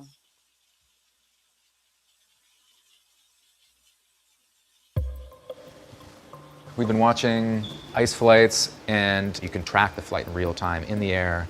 We've seen just in the past 24 hours at least half a dozen. So they land here and then they taxi? And then they taxi over that way, yeah. If a flight has Tyson listed as its call sign, we know it's an ice flight. So this flight, N278GX, left Alexandria this morning. We're not sure what the destination will be yet. Maybe to Mexico or Guatemala, El Salvador, Honduras. Alexandria is by far the busiest ice hub in the country. We decided to go down and look and see how it grew and why it's become such an important piece of the ice detention infrastructure. We were pretty surprised at what we could actually observe. We were able to see dozens of people being marched, their posture hunched over, sort of shuffling with their wrists and ankles chained. So we just saw people being moved from the facility onto this plane. This is the first facility where they held people right there on the tarmac. They can hold up to 400 people, and they can take them right out to the plane and deport them right there. There's no other facility like it in the country. What we're seeing are flights coming from Seattle, from Gary, Indiana, from Youngstown, Ohio, from Richmond, Virginia. And every day they take people out of the detention center and fly them to all these other countries. The ICE director, Todd Lyons, was reported saying that he wants ICE to operate more like a business. Like a FedEx or an Amazon. Not with packages, but with human cargo. They deal with boxes, we deal with human beings. It's a very fast-moving, efficient operation. Around the airport, there's a cluster of 8 ICE detention facilities, all within a 100-mile radius of the airport. They're former prisons, and they're holding thousands of detainees. What we came to discover is that there is a big system there. I mean, they were talking in Louisiana in the ICE office about modeling this on FedEx years before Trump even came into office the first time. Louisiana was just a frictionless place to do this. Labor was cheap, real estate was cheap, judges were friendly, state politicians were friendly, and a lot of these facilities were already built.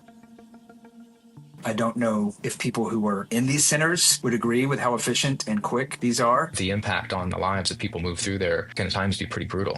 I think from ICE's perspective, Louisiana does have some lessons how to do this almost like a business. The Trump administration is looking to inject tens of billions of dollars into ICE detention, into ICE operations, and for deportation. What we saw in Louisiana. And they are. Look at the planes. I'm telling y'all, I was telling Miss C about them. Had no clue that that's what that was. So I told y'all the other day, I think I told y'all that AEX, which is Alexandria International Airport, right? They just received funding because now instead of them having just the deporting men, they are actually going to have, we're going to have our own concentration camp for women and children. So they won't just be coming through here to, you know, from other places to get on the plane and go to these other countries. They will be housing them here. And it costs tens of thousands of dollars to expand the runways every foot. They've gotten the money to expand the runways so that they can have more military planes coming in to load these cargo up, okay? It's fucking ridiculous.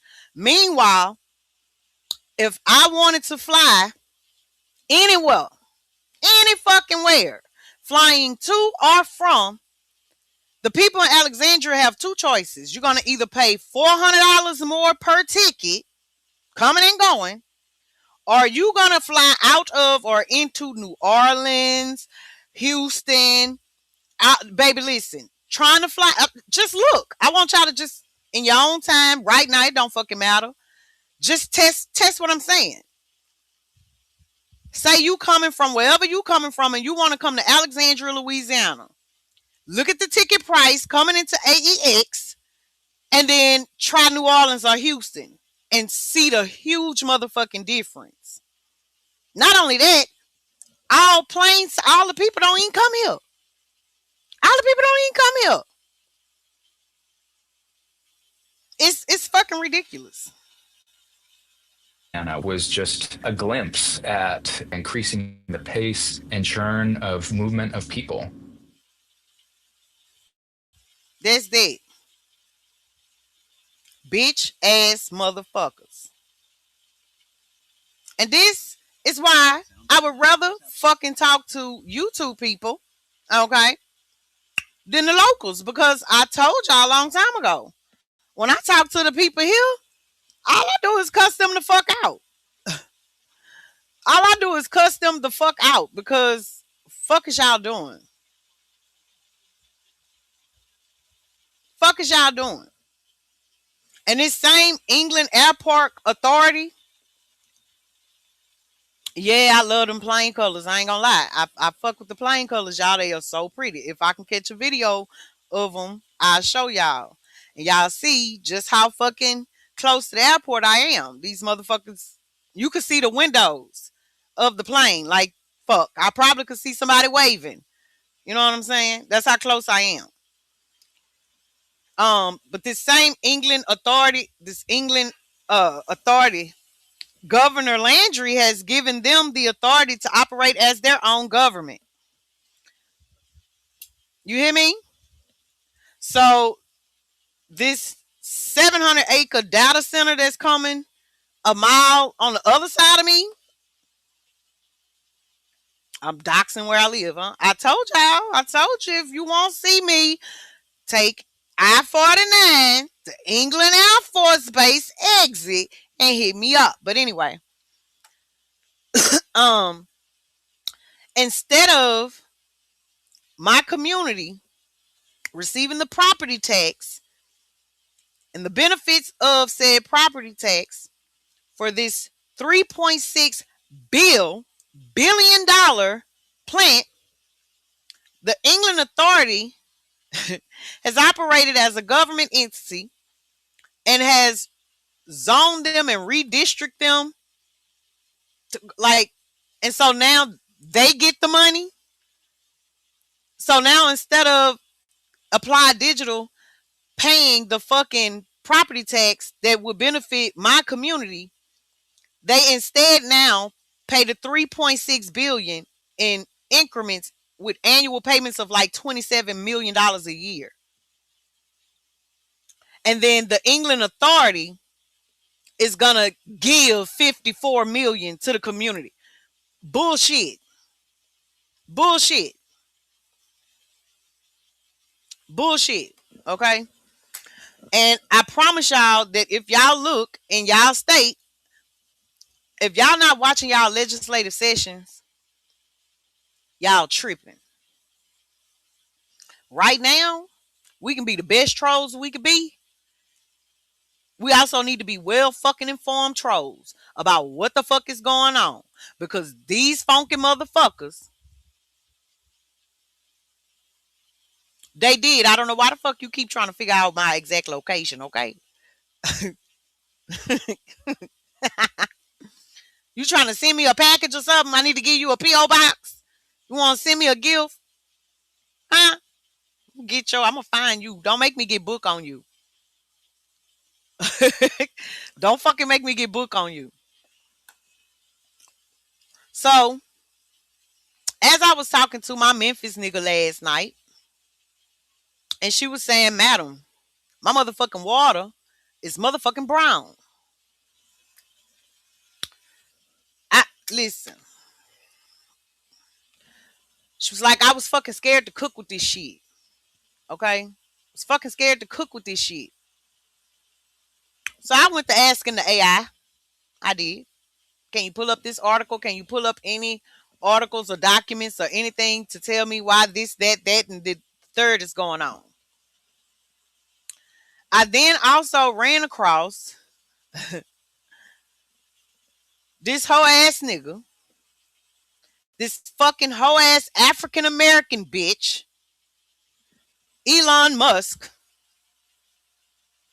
This fucking hoe ass African American bitch, Elon Musk, who has brought his ugly ass here to America and gained citizenship because the reverse apartheid is happening in Africa where his people was at. And them Africans that are native there, indigenous to there, they said, fuck y'all. Okay? They say, get the fuck out. And they started the reverse apartheid. So Elon and many other Afrikaners fled their ass to the Americas.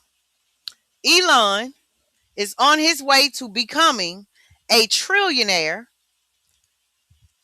based off government fucking money, government grants. They gave this motherfucker a whole town. Y'all want to know what Elon been doing? Anybody know what Elon been doing? Does anybody know what Elon been in court for here recently? What he's in court for? Madam, some say he's the safest African American to be around. Shit. I beg to differ. I beg the motherfucking differ. Do anybody know why Elon Musk is in court right now? He is the most American beloved African American. Yeah, he's the most beloved African motherfucking American. Oh, but right now he's in court fighting the state of Colorado. He's fighting the state of Colorado because the state of Colorado is putting motherfucking legislature intact that tells him that his AI that is responsible for selecting people for jobs, grants, loans, this, that, and the third, major shit. Colorado say you have to make sure that your AI is not using biased motherfucking coding. Elon say that's against my American constitutional rights. We just got rid of DEI. So if I want to code my AI to discriminate against black motherfuckers and gay motherfuckers and motherfuckers that was covered under DEI, then you cannot tell me I can't. How about that? And the fucking United States Department of Justice, you want to know whose side they on? Want to know whose side they on? Elon's. Yeah. Yeah, the Department of Justice is on Elon's side. He said it's his fucking American constitutional right for his AI to be discriminatory. And that's some bullshit. When I tell you black nigga motherfuckers, stop calling your fucking selves African Americans unless you done went and actually traced your genealogical records. Not no motherfucking blood tests and all that old stupid ass shit. I'm talking about unless you have went got birth certificates, death certificates, vessel manifests, actual fucking records showing that your people came over here from Africa. Stop calling your fucking self that. Elon is a fucking African American. So before we get into this, let me just prelude it, okay? Let me just prelude this motherfucking shit, okay? I don't know how long y'all been over here watching or whatever the case may be. Peeping Toms and Tamikas, if you're in the bushes, hit the fucking like, okay? If y'all want me to take off the commercials, I'll take them bitches off. But I'm going to set a goal. Y'all want me to set a goal to remove the commercials? Okay. Anyway. This country is getting ready to celebrate 250 years on the 4th of July. 250 years. On one of these lives, we went over archived newspapers that showed that the founding Americans, right, the colonizers, had to do a fundraiser back in the transatlantic slave days because they took their ass to North Africa and those Algerian Africans snatched their asses up and demanded money to get them back. That's what happened, according to the newspaper articles, when these founding fathers took their ass to North Africa. Okay? Anywho, I have records. My husband has records. I mean, actual documented records that shows our families in the Americas way past 250 years ago. Way past 250 years ago.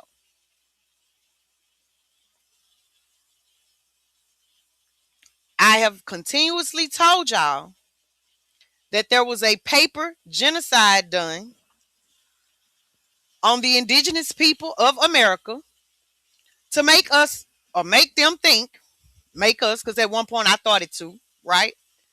That we come from fucking Africa. Well, why the fuck would they do that? Well, it's simple. The fucking land. Okay? The fucking land. That is why you have so many broken treaties between the founders and the Indians, right? The natives, for the land. That's why you have the Department of Education. That's why you have all of these institutions to continue to perpetuate an ideal that Black Americans come from Africa. That's why they had the Homestead Act to welcome in anybody that could get the fuck over here.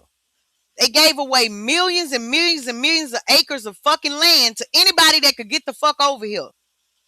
In the late 18th, matter of fact, after the Civil War, when they was at the same time burning up all the motherfucking records around America. I showed y'all that in Alexandria and Rapides Parish, we had the Red River Expedition, where somebody went into the fucking courthouse where all the records were and burnt them bitches up. That was 1865. 1866, the state of Louisiana gave them a grant to rewrite the fucking records. Do you think Black freedmen and homeowners and landowners were able to go and claim their shit. Okay? How do we look exactly like Africans? They did because we're black. How does a black European look? How does, because we have melanated skin? God, but hush. Okay?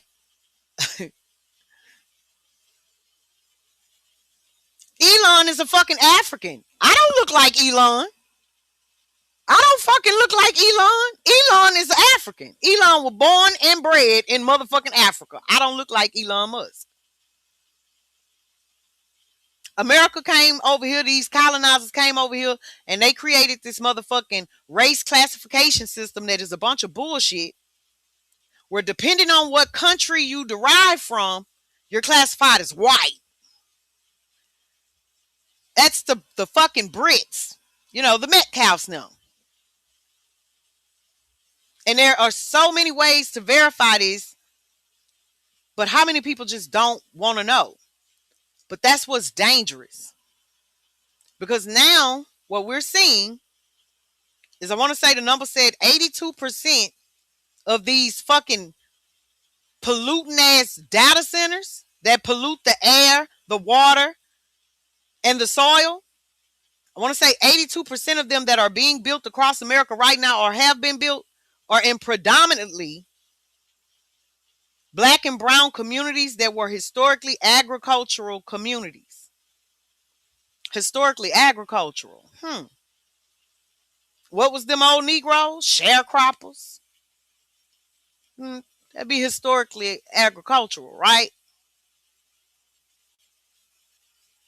I believe, it is my belief that these motherfucking warlords are in their final phase on the 250th anniversary of this country that they own, right?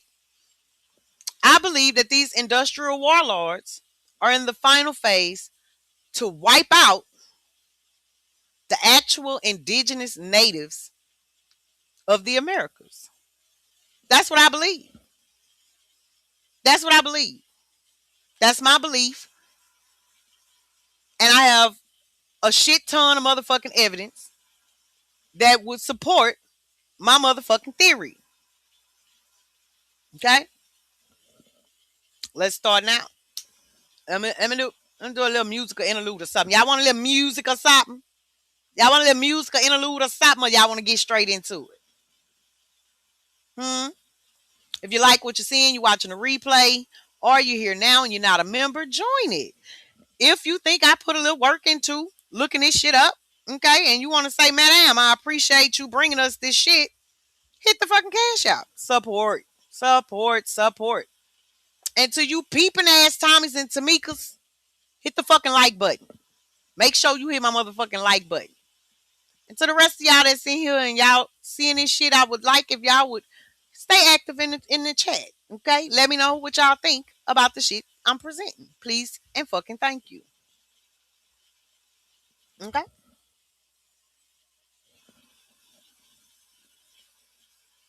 All right. Let's get to this final story. Oh yeah, and if you moving around, if you in and out between here and the sidewalk, go tell Mahel I said FUCKYOU him. Okay? Go tell him I said fat man and fuck him in his ass. How about that? Tell him I said that. Okay? Please and thank you. Deliver that message for me if you are moving around. Because what the motherfucker said, let me just tell y'all this motherfucker title. I ain't gonna lie, it irritated me. I ain't lying. Well, ain't nothing else to do at 2:24 p.m. when my live was scheduled for 2:20 motherfucking 5. Thanks, Mahel, for the motherfucking support. That's why I'm gonna tell people IGT be pegging your motherfucking ass. Yep. Anyway, here we go. To hit the sub before you hit the bud, join the team before you hit the green, and don't forget to Hype me Now look, y'all, I ain't gonna lie to y'all, right?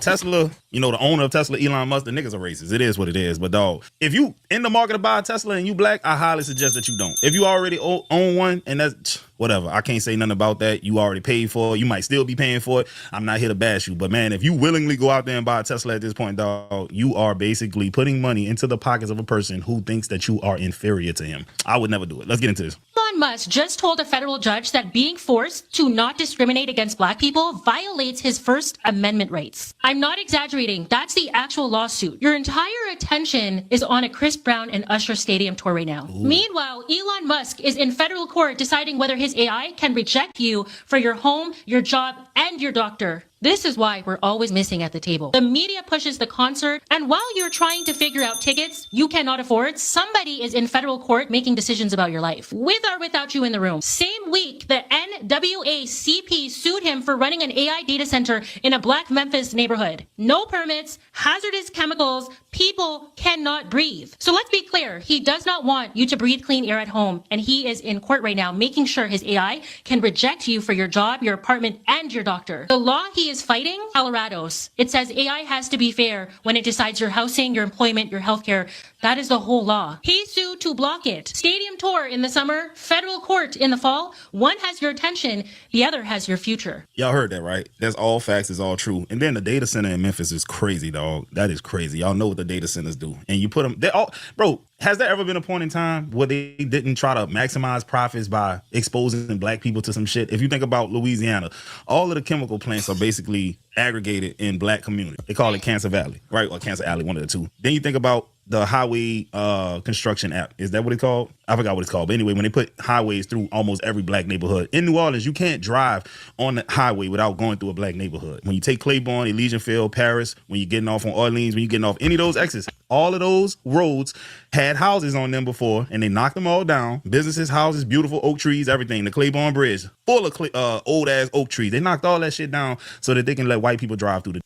And that's facts. What they called it, the urban development program, right?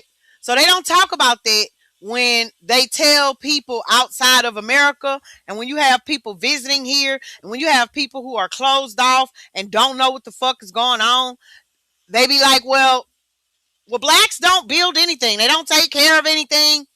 African Americans is just this, that, and the fucking third. What they do not tell you is that at this point, a motherfucker just tied. What they do not tell you is that blacks actually always, we taught them how to do this shit. Do you know how many black towns were thriving all throughout this bitch during the time they tell y'all that we was fucking slaves and shit? Do they tell foreigners that? Do they tell foreigners that any black town in America historically that started thriving and doing better than a white community was burned, flooded, bombed, literally bombed? You dropped a bomb on me, baby. That's a real, that song, what do you think is about? What do you think that motherfucking song is about?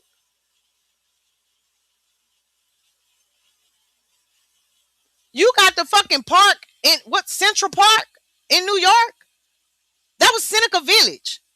That was black indigenous people. They literally bombed the fuck out of them people for their land.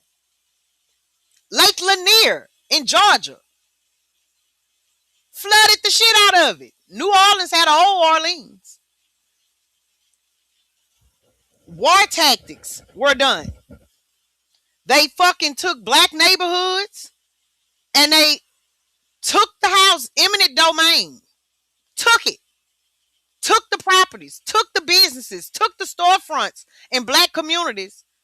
And that's where they decided we need interstates there. We need interstates there. MLK Drive and shit. This is what was done. This is what has always been done.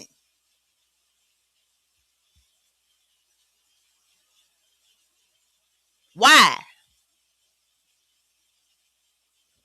Anybody ever ask themselves Why?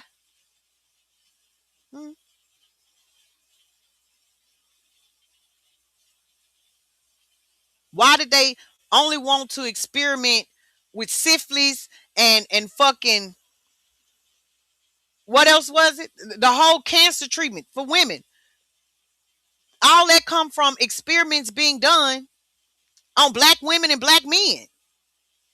All of your medical advances and shit come from sick ass scientists and doctors doing fucked up, inhumane motherfucking experiments against black people. Foundational black Americans are seen as people to move around because they want the fucking land. Not full citizens, because they want our fucking land.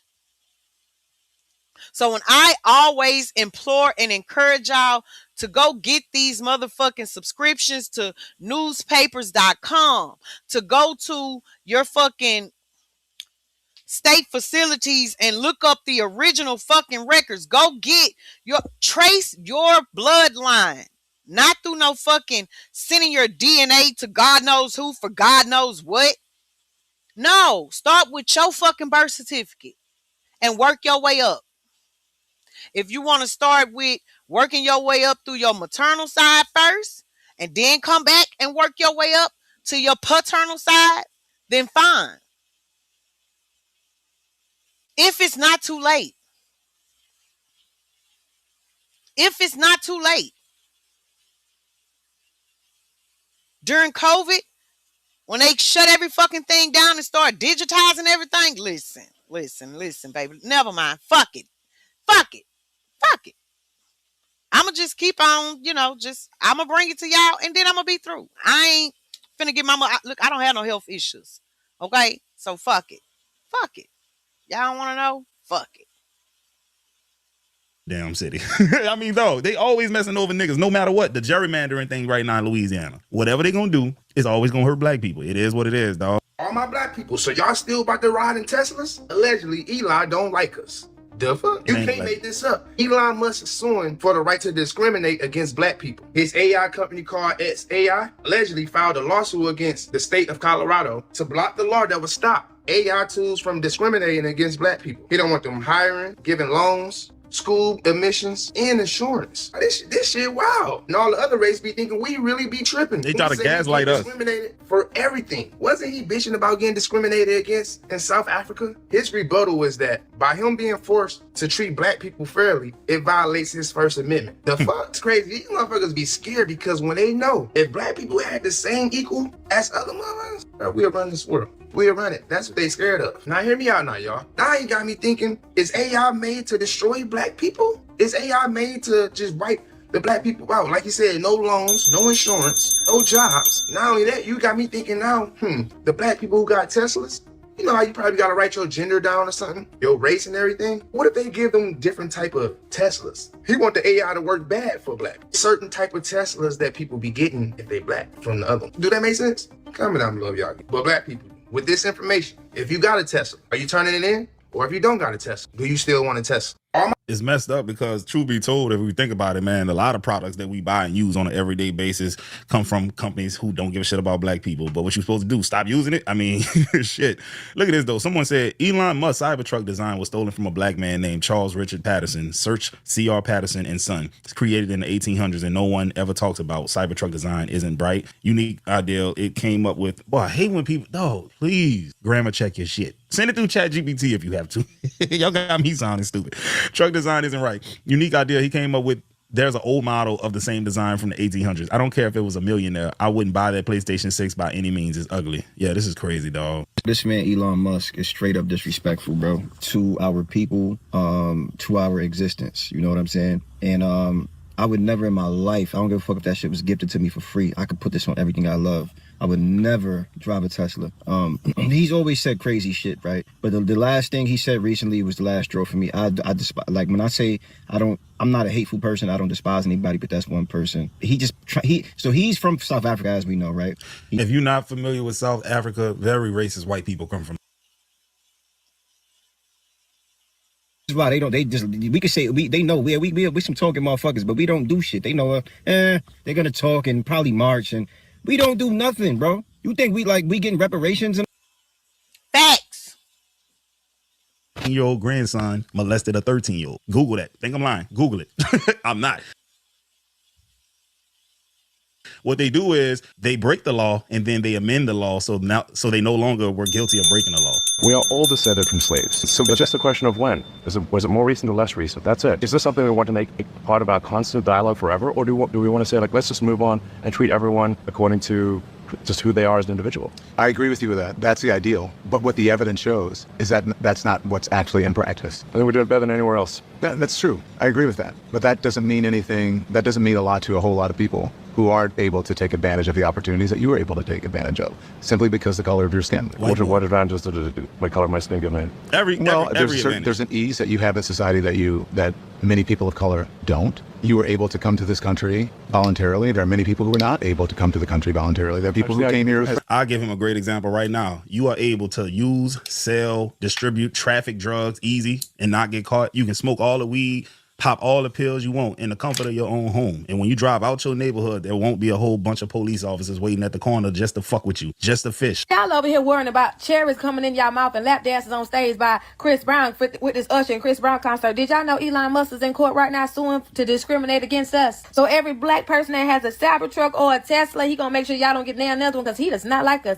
Which I'm trying to figure out, what is it about black folks that y'all don't like? The fact that we are black and proud? We love living in y'all over.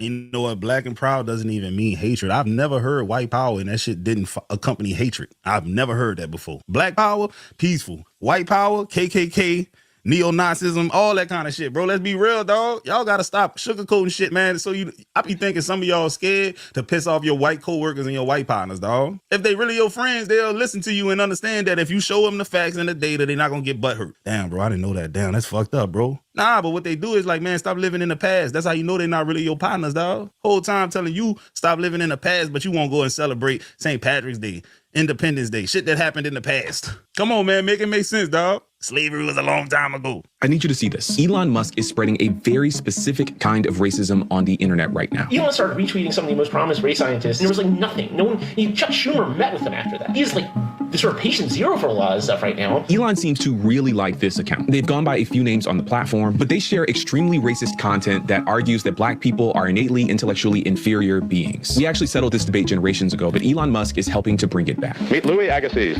a Swiss-born American biologist who believed that the races developed separately and were of different origins. In his view, Negroes were of the, quote, lowest grade of humanity. Look at this graph. It shows the follower growth of this account over time. And many of those peaks that you're seeing are the moments when Elon Musk engaged with them over the last few years. A simple response from Elon gives a fringe account like this one access to millions of users, drawing greater attention to these destructive ideas and earning this account tens of thousands of new followers. This page is part of a larger network of race science advocates on Twitter, people who use out-of-context IQ data and cherry-picked examples to make gross, sweeping statements about entire groups of people. And Elon Musk gobbles it up, pulling his audience of tens of millions of followers down the rabbit hole with him. And I'm not the only one who recognizes Elon's impact. They know that he's the best thing to happen to their racist ideas too, saying that he's done more to raise awareness for their cause than anything else. People are not being convinced by the strength of the empirical argument. They're being convinced by the appearance of the empirical argument. That's Will Stansel. He's an attorney and he's been fighting against this army of bigots for months. People are almost more susceptible to the simpler,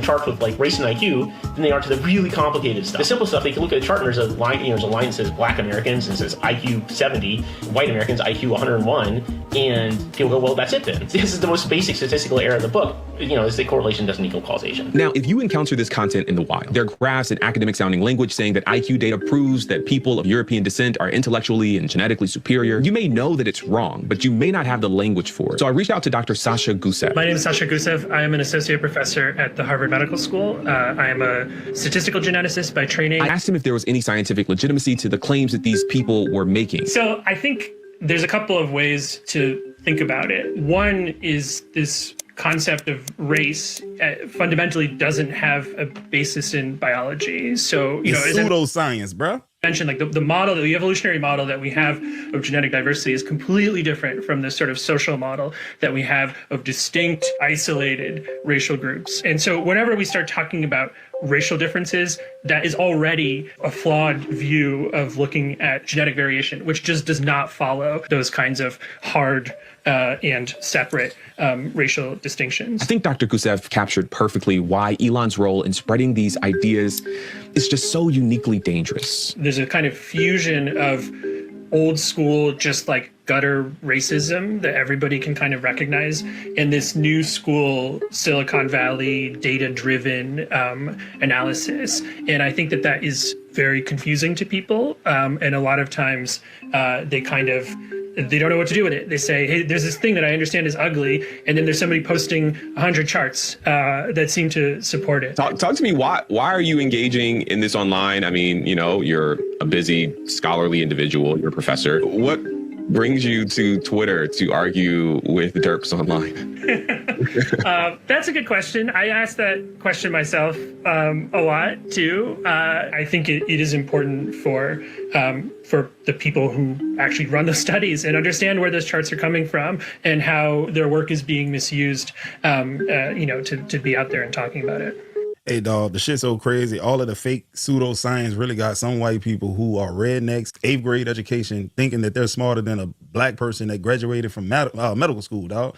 I've seen this type of shit on the internet, dog. You know how delusional and unintelligent you have to be to assume that a black person wearing a goddamn doctor's coat is dumber than you, and you don't even wash your feet every day. That's crazy, bro. Elon Musk's XAI company has been caught flooding black communities with airborne toxins. AI company XAI is under fire in Memphis. Their massive supercomputer AI facility, Colossus, needs so much power that they're secretly running dozens of methane gas turbines without full permits. Aerial footage showed 35 turbines operating in a historically black neighborhood, pumping pollutants like nitrogen oxide, formaldehyde, particulate matter linked to asthma, cancer, respiratory illness, into the air. The company only had permits to operate 15. The local grid couldn't handle Musk's energy demand, so instead of slowing down, XAI plowed ahead, risking the health of an already unburdened or underserved community for profit. It appears that billionaires can do what they want, all while making profit, all while harming citizens, and nothing ever happens. They never ever reap ever feel the repercussions of their action. Where does this leave us? Where does this leave us? Hey, look, somebody in the comment section said that's why he's gutting the government and fire all the inspectors generals and all of the environmental inspectors. Thanks. And Trump has dismantled the DOJ departments that monitor and prosecute these offenses. This is crazy. Guys, look at this. Elon Musk and Cyril Ramaphosa, they have been going back and forth. Elon Musk, he posted this on X saying racist laws in South Africa are evil and the politicians that push these laws are shameful, disgusting people. And he posted it with Cyril Ramaphosa's picture. Well, Ramaphosa, he responded to this. He made a video talking about exactly what these laws do. Look. You will never find race-based laws in our laws. There are laws that are empowering all our people. Now, just to be clear, offshore-based companies that have difficulty because of their shareholding offshore where they come from to in the end, comply with the equity portion of our Black economic empowerment architecture are given an opportunity through the equity equivalent process where they can do other things that are empowering. It could be in enterprise development, it could be in education, it could be in community development and all that. And many South American companies are complying with that. More than 600 US-based companies, including the blue chip companies such as Google, Amazon, Microsoft, you name them, even the big ones like General Electric. When they come to do business here, they comply with our laws. Just like all other US companies comply with the laws of the various countries where they operate. So singling out our BEE law is to me quite dishonest. Ramaphosa. Yeah. Straight bullshit is what it is they did. Okay? It's straight bullshit. So let me ask you this, right? You come to this country where people had their own cultures, their own language, their own way of doing things, were thriving in their own cultural ways. And you come here, and the people that you claim are so fucking dumb had to teach you how to do everything here. They had no fucking clue how to man these motherfucking lands. They didn't know how to plant the shit. They didn't know our soil. They didn't know any of that. In fact, institutions such as LSU were created to teach these foreigners how the fuck to man the land. Okay?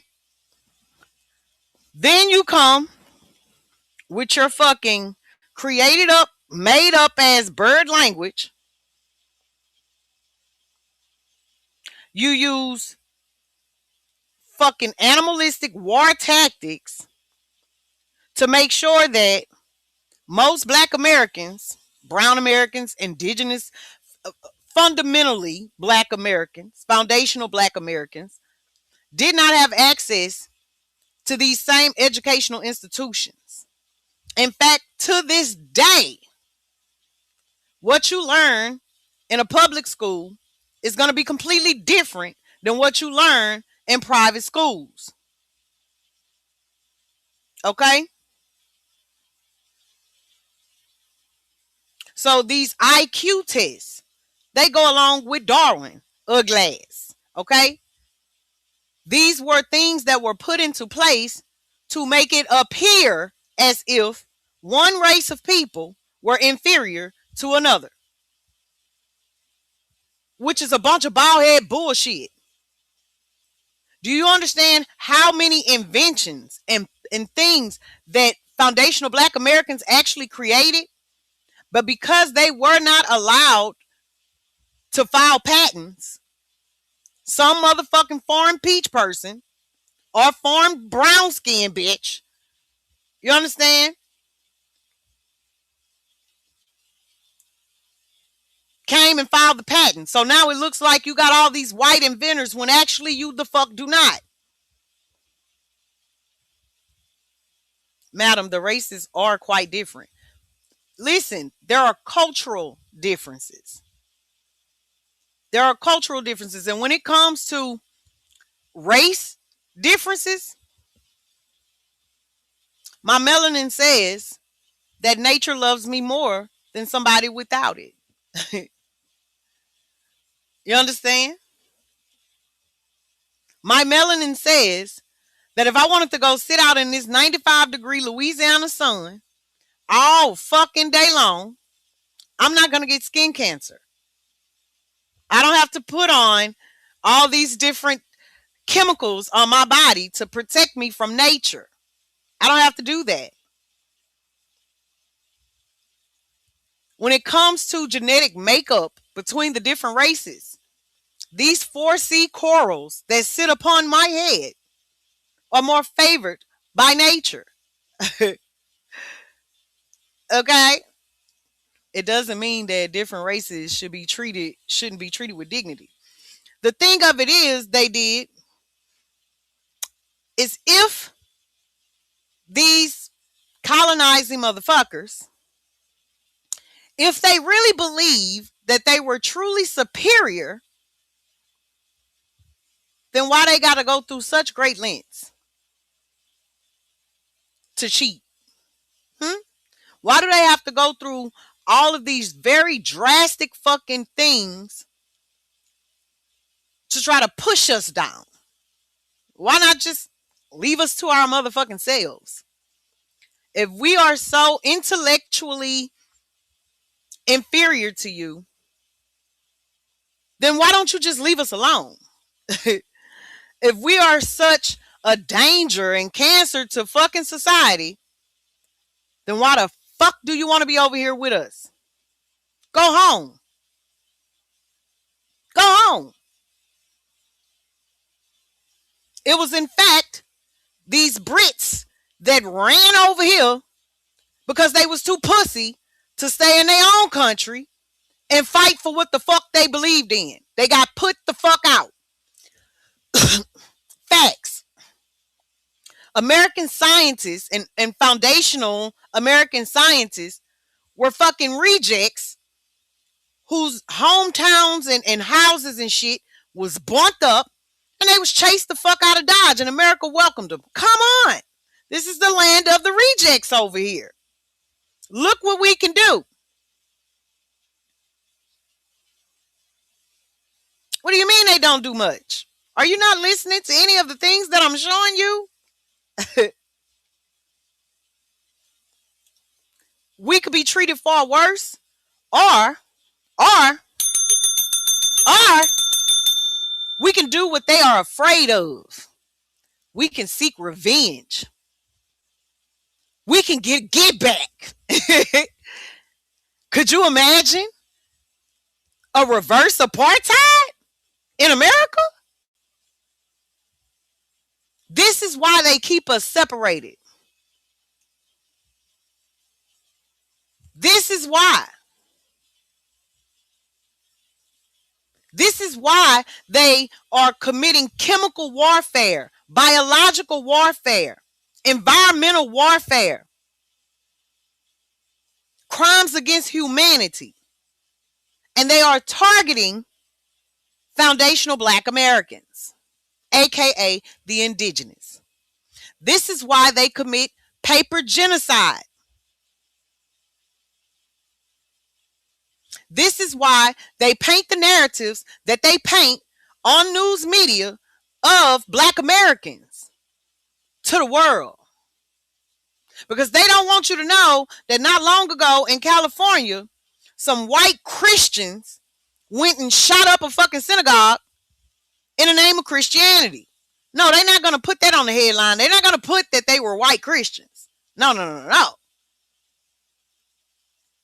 This is why there's only Black on Black crime and not European on European crime, Italian on Italian crime, Venezuelan on Venezuelan crime, Dutch on Dutch crime. This is why they all just say we're white. This is why I always ask them, what kind of white are you? Where is your family from? Are you from Ireland? Because all white people are not the same, just like all Black people are not the same. All skin folk ain't kinfolk is not just a true statement for Black people. This is true across the board. Now, what really pisses me off with indigenous foundational Black Americans is we ain't doing shit about it. When literally all we gotta do is trace our fucking genealogy, our family's history, go at least 9 to 10 generations. If you really, really rocking, find 11.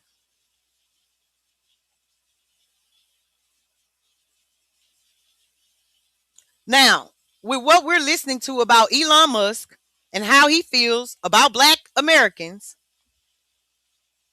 why the fuck would Black Americans trust his cars? Baby, I wouldn't get in a motherfucking Tesla to save my mama life. She better get her ass up out of there. Ain't no way in Jesus' name. That's a whole nother motherfucking topic. Ain't no way in Jesus' name. Brown Jesus with the copper skin and the woolly fro.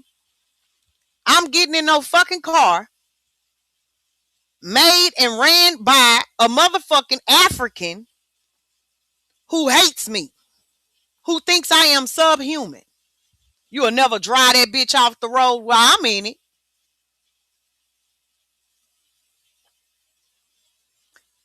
Have never had an Austrian painter level campaign against them. What is an Austrian painter level campaign? What is that they did?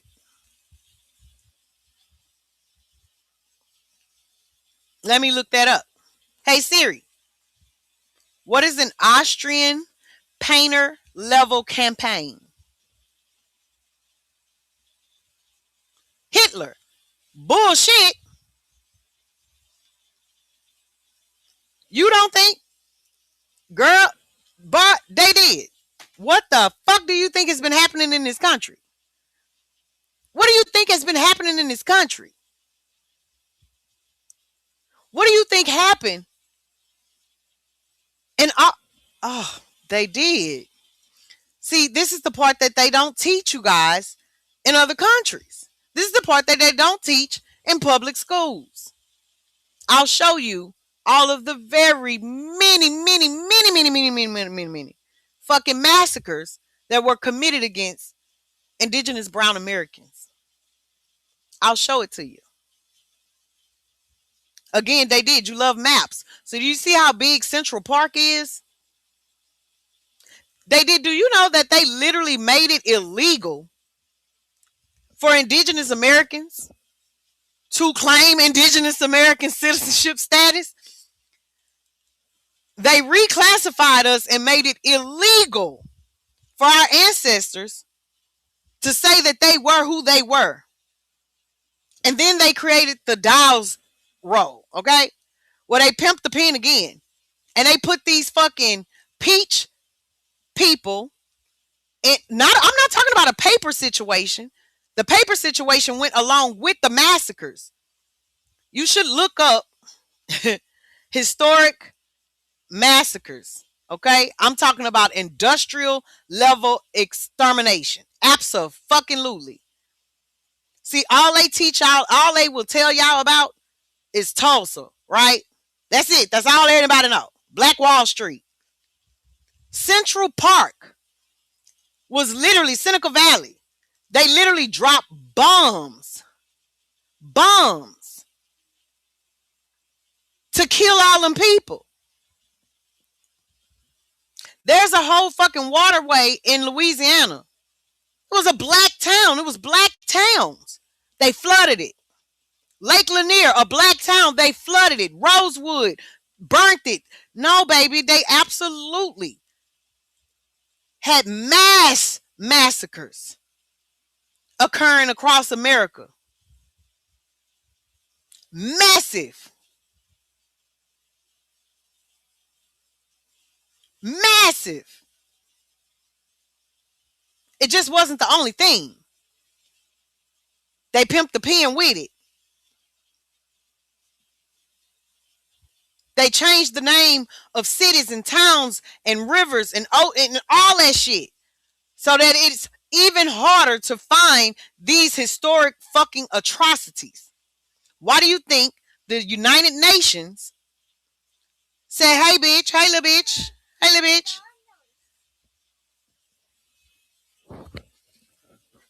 What do you mean? The people Hitler was attacking still exist too. Most of the motherfuckers is over here. Not only are they over here receiving reparations from the United States for something that did not happen in the fucking United States, they also brought in Hitler's people, gave them new names and a clean record, and hid them out over here. Helped them to evade prosecution.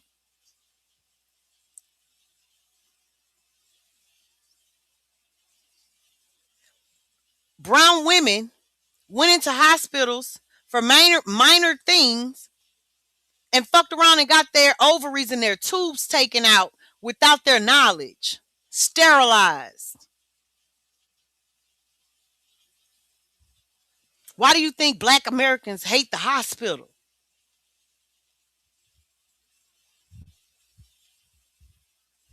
See, all they'll talk about is chattel slavery and the occasional lynching.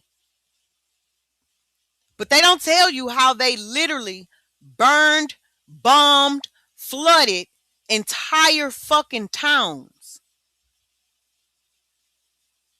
Entire fucking communities. No, they try to keep that hidden.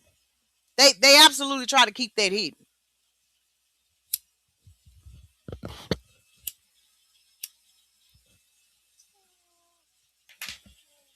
Hey, Nanny baby. Hey, little 49. You done woke up? Yeah, it's very horrible. It's very horrible. And now they've welcomed in these fucking African American people like Elon to come and finish the job off. How long this guy? Let's watch the rest of this. What you talking about? And they'll be like, yo, we stupid and dumb. This man had to learn a whole nother language just to be able to communicate with people. Dumb people don't do that, man. You don't see a whole lot of white people learning languages so that they can communicate with Hispanics. They feel like Hispanics supposed to learn English. I speak American. You learn it too. You know, that's what they do, dog. He gave a very clear explanation of the laws. He said that if companies do not want to give equity, they instead could invest back into South Africa, either through education or another method within the community. Personally, I'm surprised that Elon Musk, he's not very enthusiastic about these laws. You would think that since he is South African, he would be so happy to invest back into his people. No, he's not happy because he's not investing back into white people. It would be mostly investing back into black people. You know, it's kind of like when you pay your taxes, let's say you like me, I live in a predominantly African-American part of town. When I pay my taxes and then they take my money from my taxes to do, road work, anything infrastructure wise, they have to go out, outsource that to like contractors. But man, me personally, in my world, the way I would like it, since it's mostly black tax dollars funding this, I want a black contractor who's giving equity to my people. I don't want to see this. I don't give a fuck who is offended by this, but I'm black. My neighbors are black. We got black money. We shouldn't see nothing but white people and Mexicans outside working on our streets because that don't help us. Even though we are getting our streets fixed, I would rather see a black contractor get that money because now my money is going back into someone who doesn't want to hire people that look like me if it's not. People say I'm fucked up for thinking that way. I don't think that's a fucked up way to think because you're not going to go see a whole black crew, a contractor crew over there in Lakeview. You're never going to see that. You're never going to see a whole bunch of black people getting that money in Lakeview. You're just not going to see it, dog. That's called group economics. Now, if you're wondering, where he get all this racism from, the apple don't fall too far from the tree. The big concern at the moment and why I think South Africa is a big talking point in the US right now is America in the next 20 years will become for the first time in its history a minority white country. Well, that will be a very, very bad thing to happen. You want to see the US go down? If it's not white rain, that means that it will go down. Why? Oh, you don't like cars and electric cars and you don't like technology, or what is it? Do you want to go back to the jungle, or? If this is what they think about you, bro, I'm telling you. US becomes a minority white country. Yes. So there's Latinas, there's blacks, there's people from all different races make up the majority, and then, it could be 48% white people. Do you really think? What do you mean the dad is right? What do you mean? What do you mean? What do you mean the dad is right?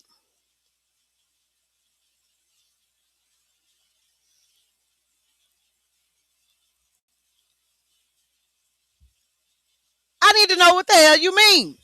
Do you believe it?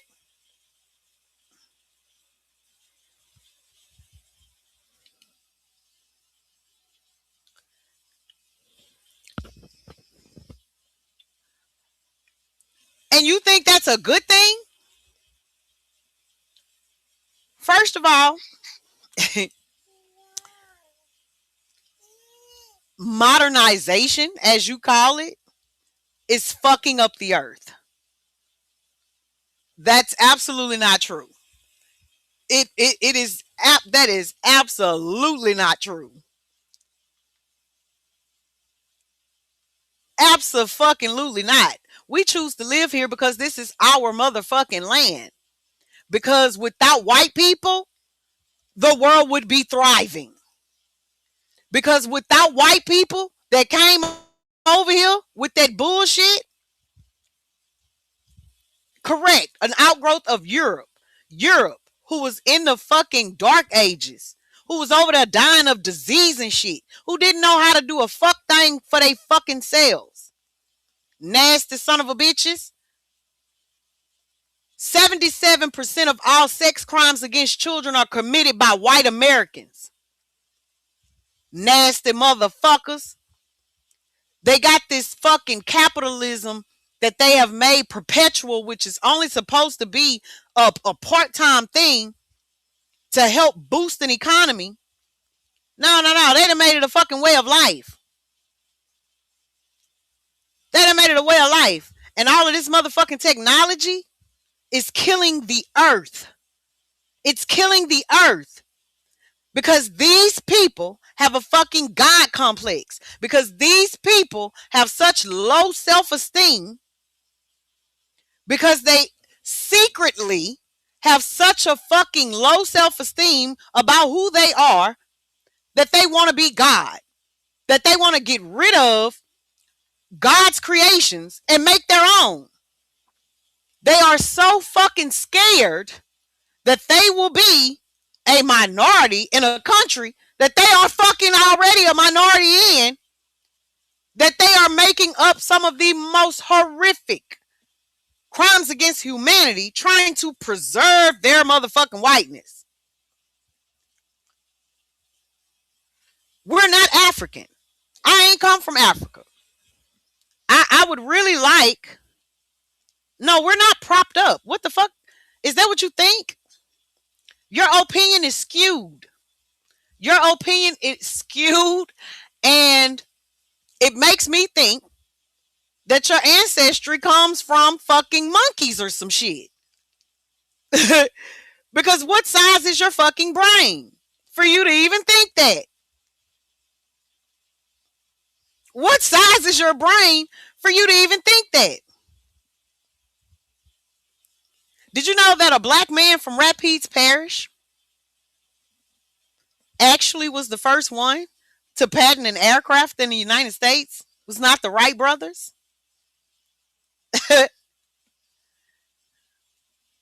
in Africa. Fuck, in Africa. What do you mean? I really wish that we could do an ancestry challenge. I really wish we could do an ancestry challenge.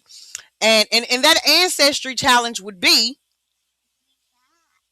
when you find your ancestor buried in another country, go there. You got to go there. You got to go there. We have industrial fucking warlords waging war against us. Where's the proof? Where's the proof? Have you ever been to America? They did. Where's the proof? Do you actually know history, or do you know the propaganda spewed out to you guys? Like, yeah, Cooley, I'm taking notes. You've been once. You're ignorant to the facts. You're ignorant to the facts. Do I need to give you an actual American history lesson? I think that I'm going to do another show just for you. I'm literally going to name it They Did's History Lesson, okay? When you see it, I need you to be in attendance. I'm going to take you down through there. I'm going to take you down through what America really is. I'm going to take you down through how white Americans really living. Through all of the many... Yes, I am. I have to, because I can't have you being ignorant like that. Like right now, you are ignorant as hell. You have no clue what you're talking about. It's my job to educate you. No, I'm not talking about a narrative. I'm talking about things that I'm going to show you proof of. I'm going to show you proof of the white lies. I'm going to show you proof of the fucking genocide. I'm going to show you proof of the war against foundational black Americans, baby. One is by calling us black. I'm not black. I'm not colored. I am brown. I am brown. I am indigenous to this land. No, these aren't ideas. These aren't ideas. No, these aren't ideas. I'm going to show you proof. Evidence. Evidence that if you choose to dispute, it shows that you're not ignorant. You're actually stupid than a motherfucker. Because there's proof. And do you understand how many white Americans are actually coming out and telling the truth now that they're learning it? They are mad that they have been bamboozled. They are mad that they have been bamboozled.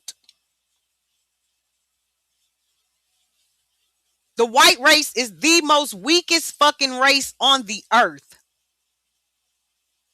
If you mix Asian with any other race, you're going to be able to see them Asian features. If you mix race, yeah, baby, that melanin gonna pop.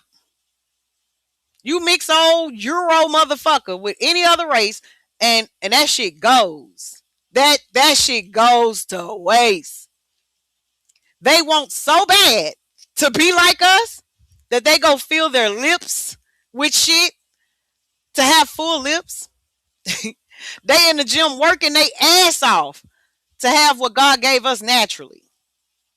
They in tanning booths getting cancer, trying to have this beautiful brown skin that the sun loves, because nature hates them. Nature hates them.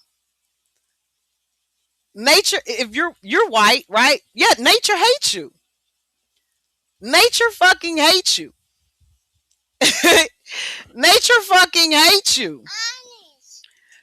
Because all I gotta do is take a flat iron and straighten my hair, but there is nothing you Caucasoids could do to make your hair be the texture of mine. And anytime you have something that fucking unique, it is more valuable. My hair texture is more valuable. My melanin, my skin is more valuable. It's the truth. It's the fucking truth. It's the fucking truth. It's the truth. That's why white people go get perms trying to make their hair curly. It still don't look like mine. There is nothing you can do to achieve these 4C corals. You know why? Because how many other people have rules and laws and policies put in place about their hair? Beautiful brown women have so many policies put in place about our fucking hair. Which brings me to another one of the weak white people war tactics. They want to make black hair products. And what do you think they put in those black hair products? Poisons, toxins. Do you understand that in a lot of places, do you understand that black women have had to fight in the workforce to be able to wear our natural hair? Just jealous. Just jealous. This is why white people go around getting them goddamn injections in their goddamn lips. You want your lips to look like ours. Because as it stands, y'all lips look like the lips of apes. Y'all lips look like the lips of apes. But y'all say that we come from those animals. No. White people look just like apes, especially when y'all get old. That's another thing. No, that's not projection. Do you want to pull up a comparison? You want me to show you? You want me to show you? Apes have little bitty pursed lips. That's what white people have, not black people. We have full lips. It's why you guys pay a lot of fucking money for lip injections. God gave it to us naturally. Naturally.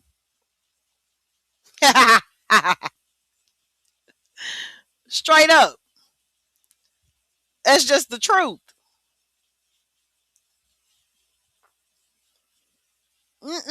No, absolutely not, because we don't give a fuck about y'all. If y'all would just leave us the fuck alone, we wouldn't give a fuck about y'all. Y'all have to send in brown foreigners to come and infiltrate, to try to push narratives and perpetuate bullshit. Of course we don't look bad, and we age with grace. We age with grace. Now, I'm not prejudiced against you Euros, you peach people. My future son-in-law is a peach boy. Straight like that. But the facts are the facts. The facts are just the facts. You know how many studies are always done on brown people trying to figure out how we get these God-given glories that we've been granted? Straight up. White people age like spoiled milk in Louisiana sun in the summer. My classmates look like they in their goddamn 60s.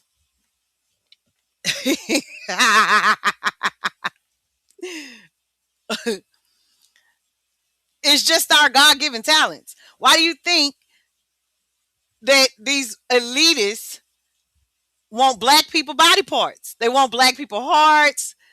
They want black people fucking body parts and intestines and all that shit. All that shit. Because nature loves us.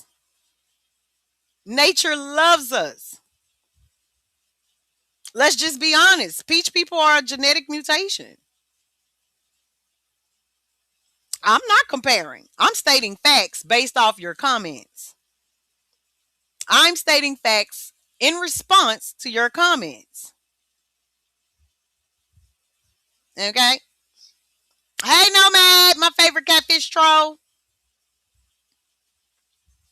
My question is, why are white people so worried about black people? No, baby, we are very confident. We're very confident. It's you Euros that are scared shitless. Y'all so afraid that, oh my God, we're being extinct. Yeah, that you know why y'all being extinct? Because you are the weakest fucking link.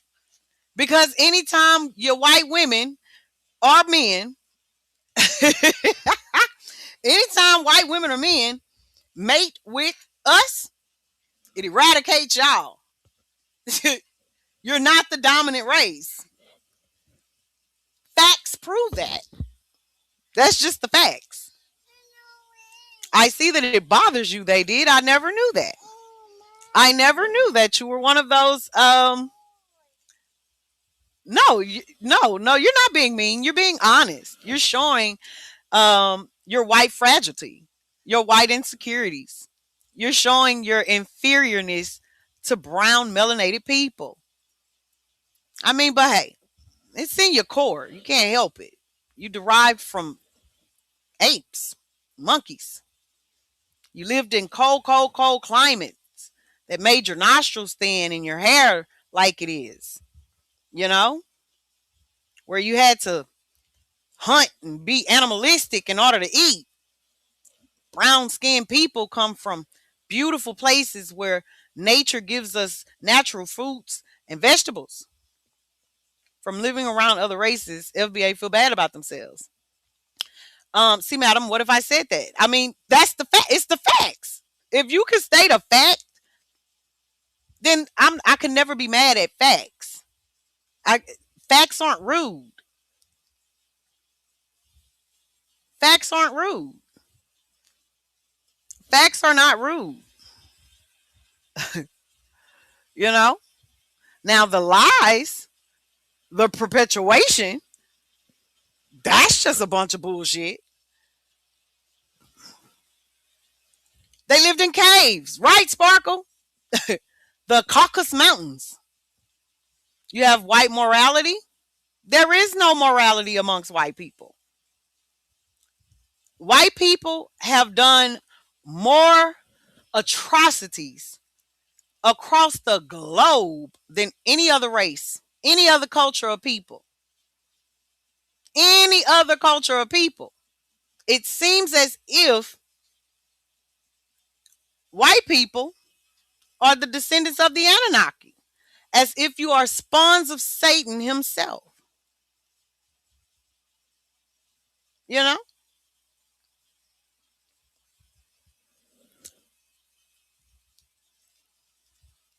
How? How? I'm not one of them. I am absolutely ready to live off the grid. I'm absolutely ready to live off the grid. Because while most people are complacent to these technologies and do not realize the dangers of them, I'm not one of them. Letting me live? I'd like to see them try. I don't live around white people. This historically agricultural community that I live in are brown homeowners, baby. There's a few speckles of peach people. But this town that I live in is 89% brown. And 90 some odd percent of them are homeowners, landowners. Absolutely, baby. I've done the work. I mean, it's the proof is in the pudding.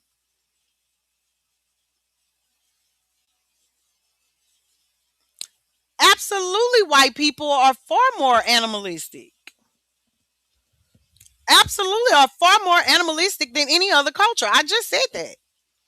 I believe you are the descendants of the atrocities made by Satan and his angels when they fell from heaven and made it with the sons of men. I believe white people are a result of that. Absolutely. And this is why white people go through such great lengths to try to build onto their worth, even changing the depiction of Jesus Christ. Nature does not love you guys. It doesn't.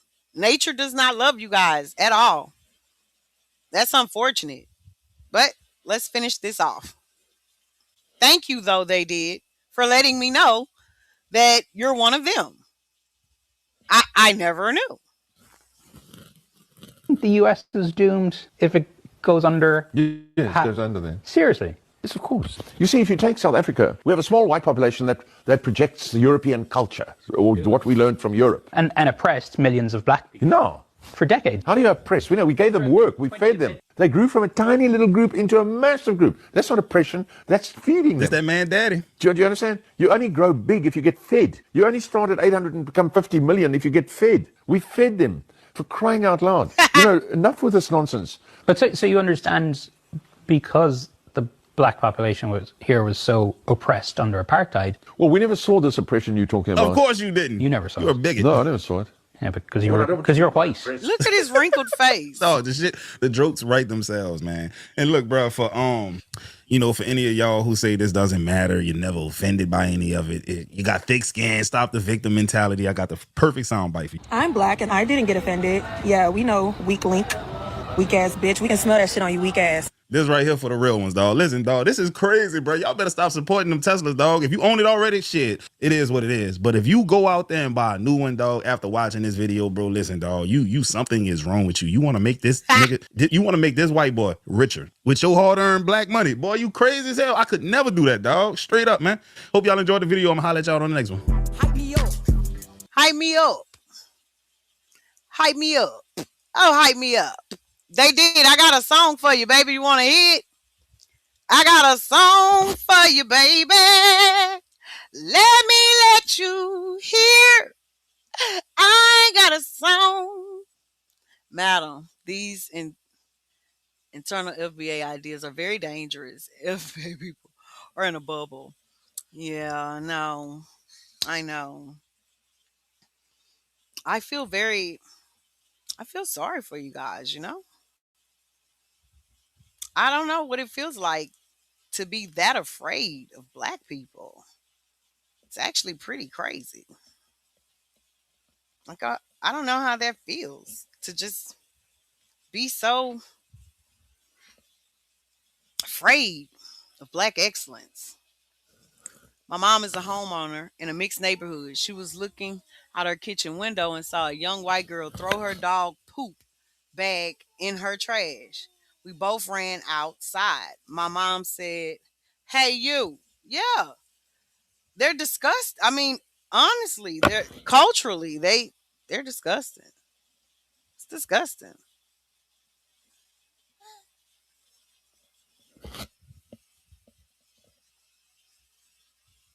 Where's the song? Hold on, let me find this song for y'all.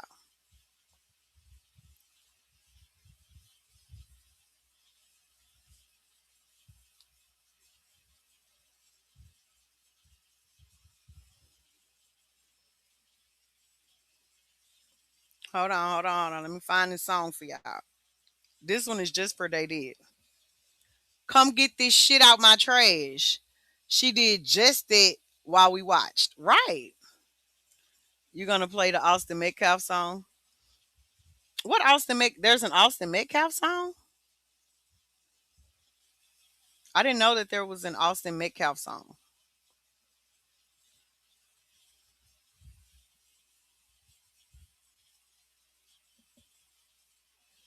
I didn't know that there was an Austin Metcalf song.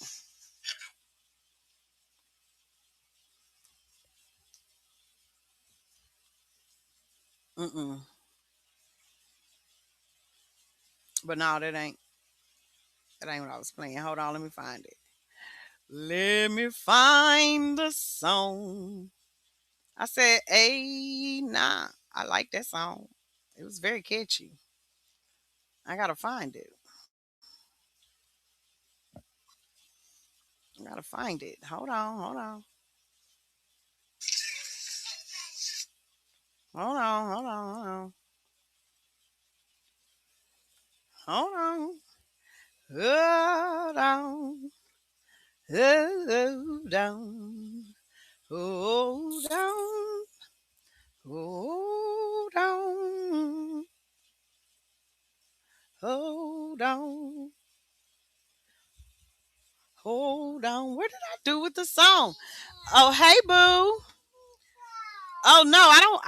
I communicate just fine. I just want to play this song for you.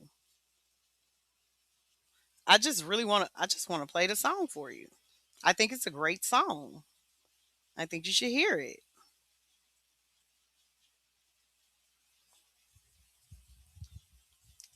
Damn it, what did I do with it?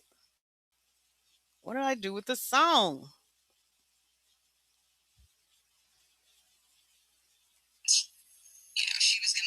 I'm gonna find it. You're gonna like it. You're gonna like it. I promise you're gonna like it, they did. You are going to like it.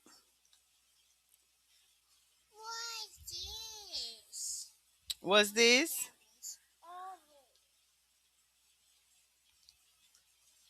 Damn, somebody got killed in South Dallas.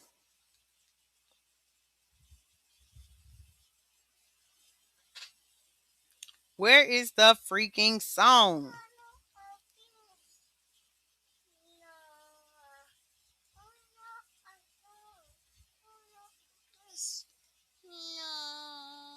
Hey, brother.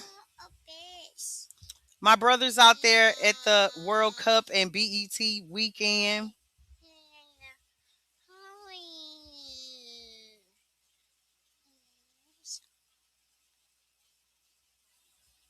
Where is this song? I wanted to play it for you. Where is the song? Did I save it or something?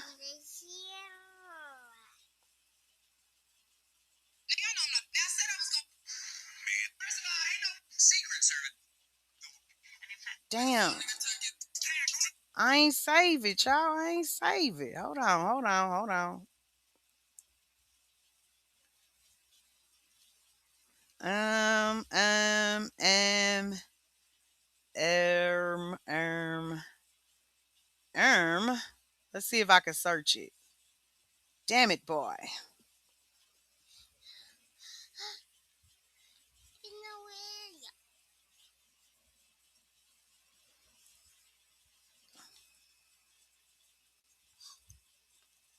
Damn it.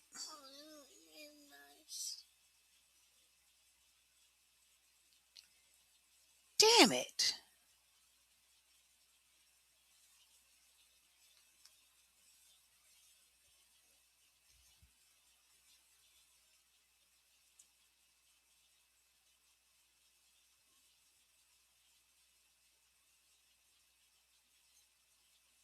Let me see. There you go.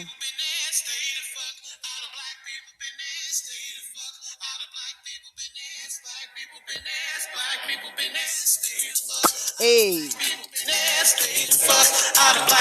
business. Stay the fuck out of black people business. Black people business. Black people business.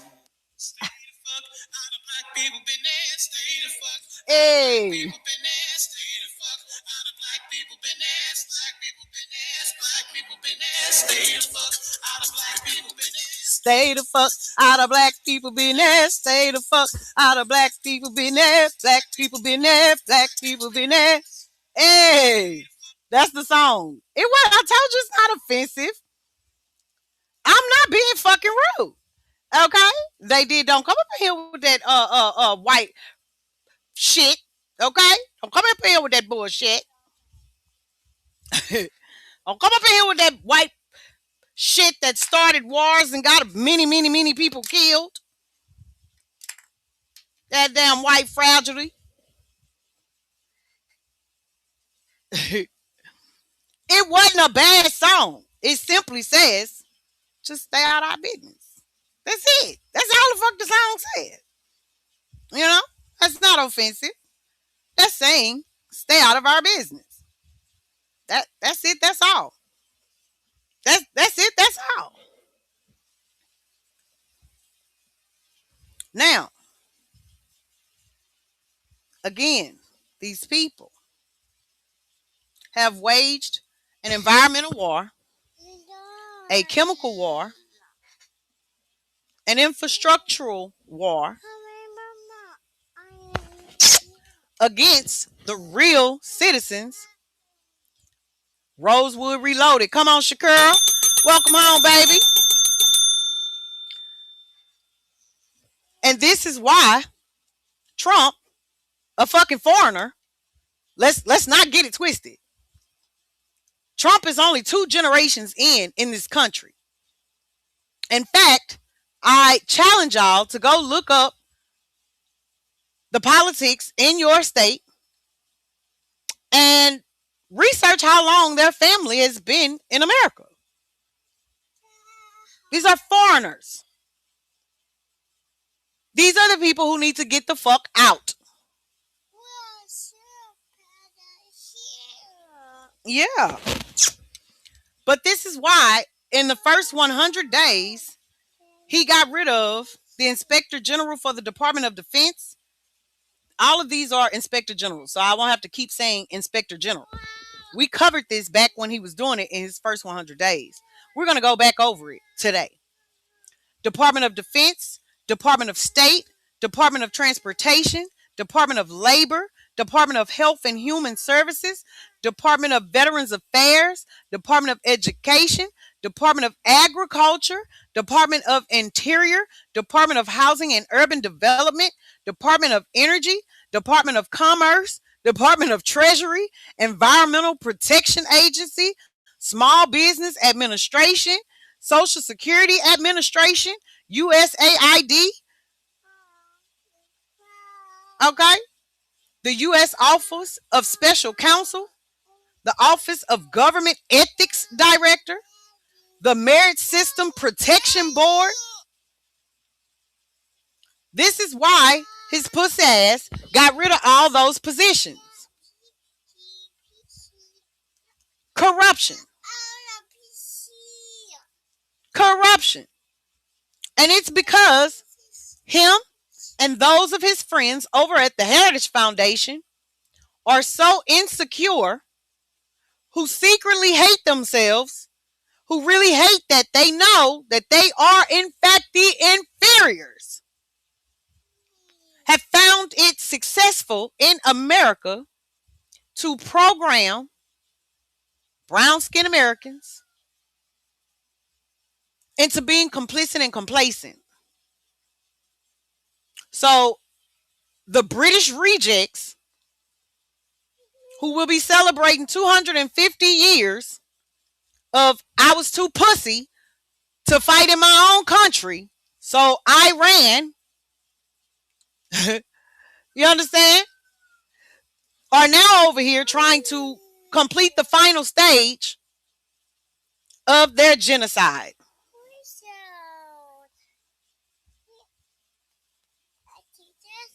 You seen what, baby? The chickens? You want to go see the chickens? Hmm? You want to see the chickens? Roo, roo, roo. You want to see them? Those that are elderly and disabled, food programs have been taken away. Food pantries, we have had to go. Correct. And this is because Congress told Trump, you cannot have these trillions of dollars for the Department of Defense. Okay? So now the states that support him are doing away with all of these humanitarian programs funded by tax-paying motherfucking citizens in order to divert those funds to the Department of Defense. Why? Why does the Department of Defense... Hey, what are you doing? Why are you doing that? Don't do that. Why does the Department of Defense need all that money? Because these evil bitches think that they can rush the coming of the Lord by building the final temple over there where they have waged war at over there. They really think that they can rush the return of God because they are fucking evil. You see them? You want to stand right here and watch them?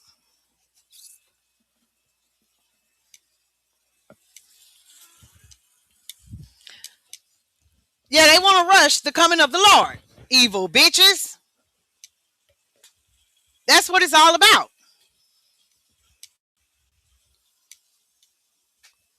Don't do that. You're supposed to be looking out the window. You want your dinosaur? Now, I'm not even mad at them. You know why I'm not mad at them? I'm not mad at them because they're doing what evil motherfuckers do. I expect nothing less out of the animals. Animals will do what animals do. And it's just that simple. Animals will do what animals are going to do.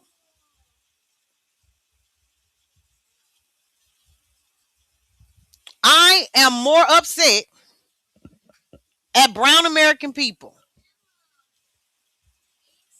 for allowing it to happen. It's ridiculous. It's ridiculous. The greed. The fucking greed. Let me drop a link to another video that we're not going to go through today because it's fucking 3 hours long. It was submitted by Sonia Quarter, South Dallas Slump.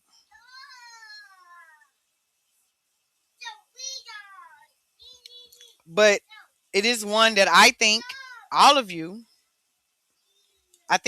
should watch it. I think it is very telling.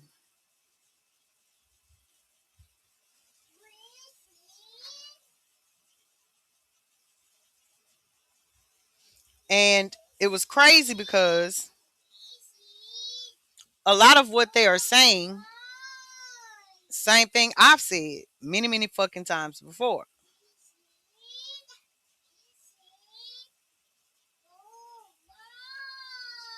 But you know how sometimes we got to hear white people say it in order for it to be so. So boom, here we go.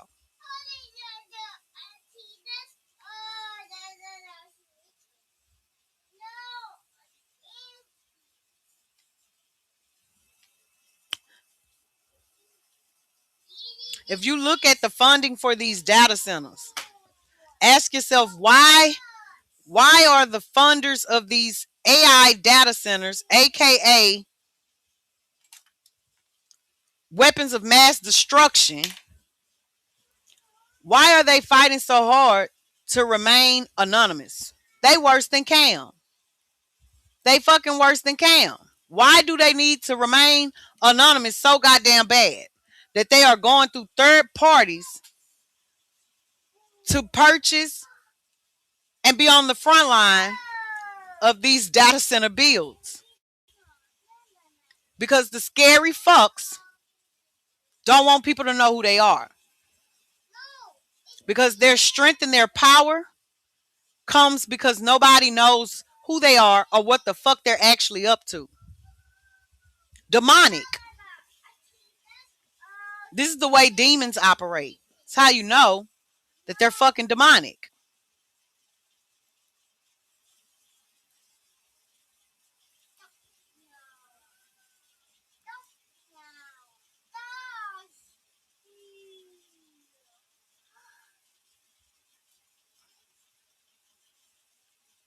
I'm trying to pull up the research I did. This is why I asked if y'all was ready for war. Because whether you're ready or not, the fact of the matter is, there is war waged against. We are in an active motherfucking war. You got Bill Gates funding that motherfucking appeal shit for the fruit. The damn fruit ain't got no seeds in it no more. Where is the nutritional value in that? The fucking food is being 3D printed. Let me see. Let me share these too.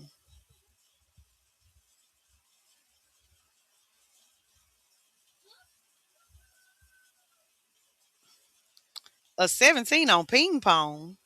What that mean?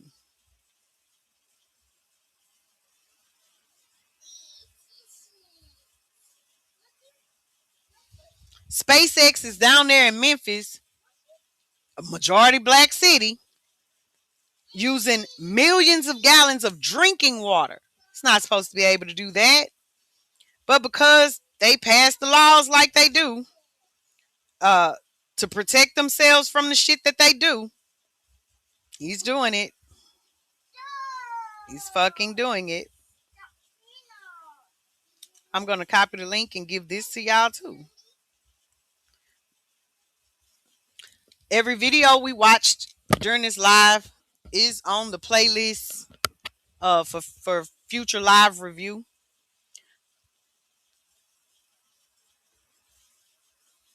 No, it didn't. It says lab-grown meat is now FDA approved in America, and Tyson, the supplier of KFC and Taco Bell, is funding the biotech that's making it. Here is what lab meat actually is and why this matters for you. Okay? 5 lab-grown meat companies have been cleared by the FDA since November 2022. Why the fuck would the Federal Food and Drug Administration, why would they do that? Why would they clear some shit that ain't no good? Upside Foods, Good Meat, Eat Just, Mission Barns, Wild Type, Believer Meats. Okay? They are starting sales. Their starting sales come from adult chickens, according to them, destined for human consumption, or fertilized chicken eggs. Those cells are immortalized using TERT, the chicken's own telomerase gene. TERT is the same gene that is dysregulated in human cancer tumors. Okay? Immortalized cells share one cancer hallmark: unlimited replication. Peer-reviewed source, Soyce and Johnson, 2021. Okay?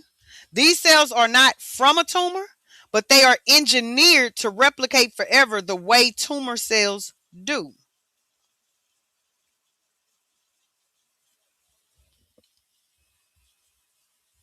They have growth factor. I'm going to type this in the chat because I want y'all to look it up. I want y'all on your own to look up what they selling you now. Hey, Nika.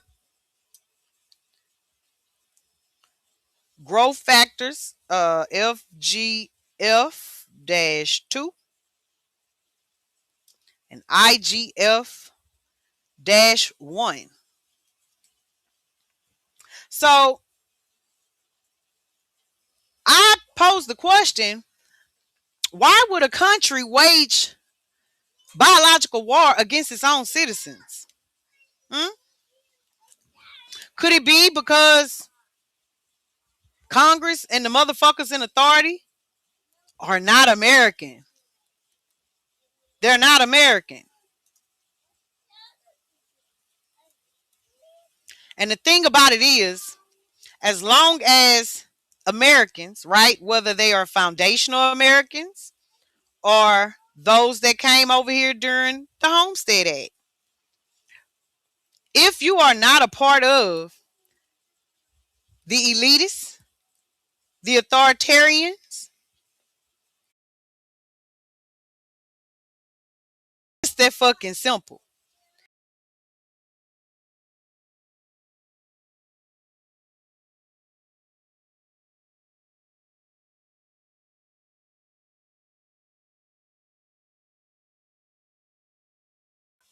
Because who all eats at Taco Bell? Not just black people. Who all buying this shit off the shelves? Not just black people. Working class, working poor. They are trying to eliminate the working class. They're trying to they trying to make us motherfucking divergent, okay? They want us to be divergent. They say, hey, we're going to get into factions. And either you are up here with us or you ain't worth shit. This is why you have those homestead benefactors fighting right now, because not only are they building AI data centers, which are fucking weapons of mass destruction in black neighborhoods, they are also building carbon capture and sequestering plants, and they are putting their pipelines for them all through those very wealthy white communities. And they are using eminent domain, what they once used against indigenous brown Americans, to do this. And these very wealthy white people are mad as fuck because the politicians are not listening to them. The reason why they are not listening to them is because they have foreign funders who are lobbying for this. See, if the American people really want to do something, get out and vote. Shut the fuck up. Shut the fuck up. Those January 6ers had the motherfucking right idea. Wrong cause, but the right motherfucking idea. Because ain't no fucking way we letting these few people tell us, fuck us, because foreigners is paying them more. How many Americans who don't like what the fuck is going on in America are willing to go tax exempt for 6 months? All at the same goddamn time. How many? None. No nuts, no motherfucking glory. And this is why it's easy for them to do what the fuck they're doing here. This is why the reverse apartheid was not a part of mainstream motherfucking media.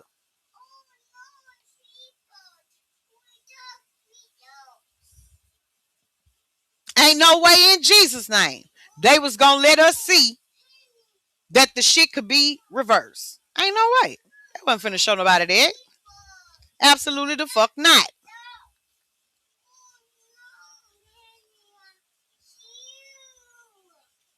Baby, that little baby just talking his ass off.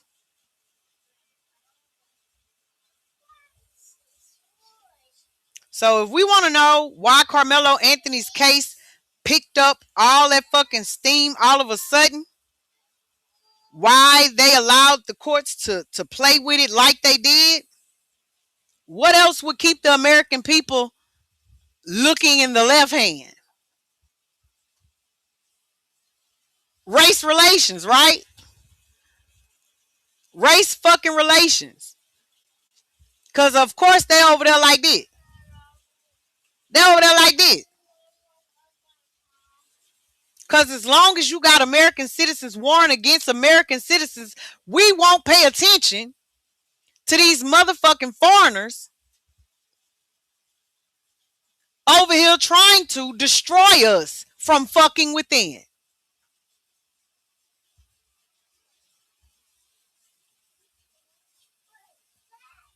Yes, they need to be replaced and reset. Here in Louisiana, they just denied a bill that would have increased the minimum wage. But guess what they passed? They passed bills in legislature to increase the pay of all politicians and judges. They rejected a bill that would give term limits. Why the fuck are we dependent on them to say whether or not they need term limits? Why the fuck would they ever say they do? They have no reason to say that. None whatsoever.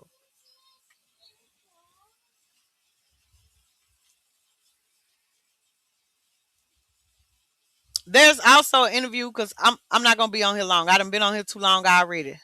3 hours and 30, 5 more minutes, and I'm cutting it off. I'm getting the fuck up off of here.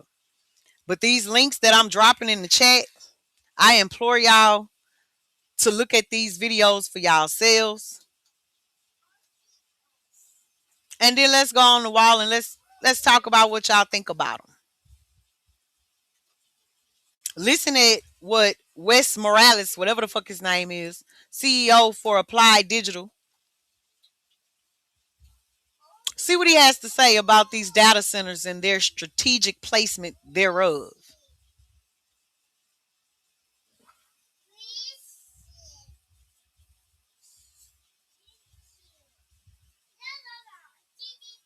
Yeah, we got white people saying we privileged now, okay?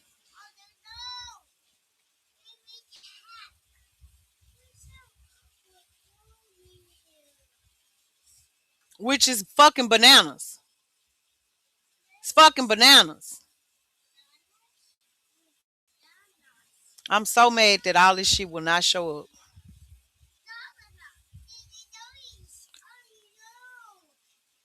I was trying to give y'all the actual lawsuit between Elon Musk and the state of Colorado, where Elon Musk is in court right now, fucking fighting for the right for his AI to be able to discriminate.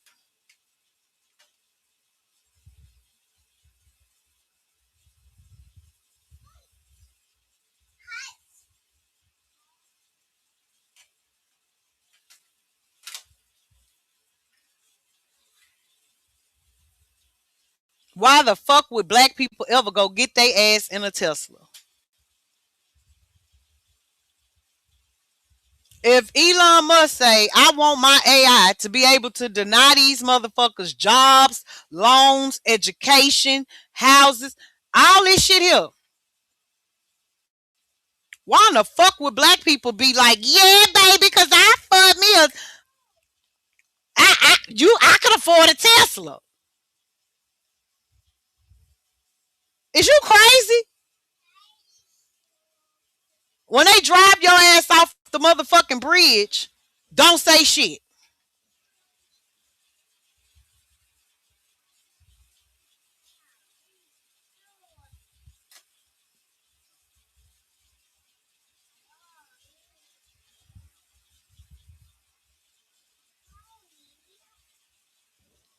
Don't say a mammy motherfucking thing.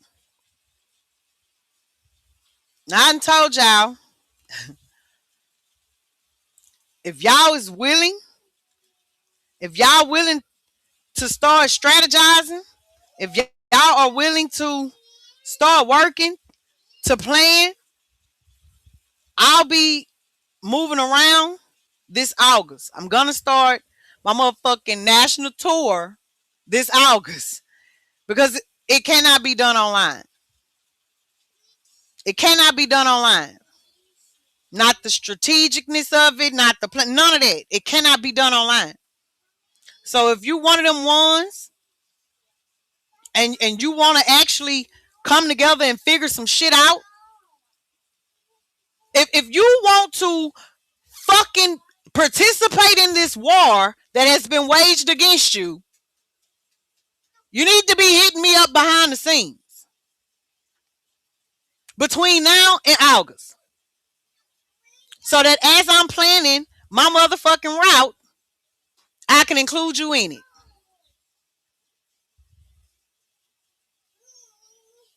Absolutely, back the boots on the ground. Absolutely. It's the only way it's going to work. The link that I just dropped is from the Office of Public Affairs for the U.S. Department of Justice. This is from April of 2026.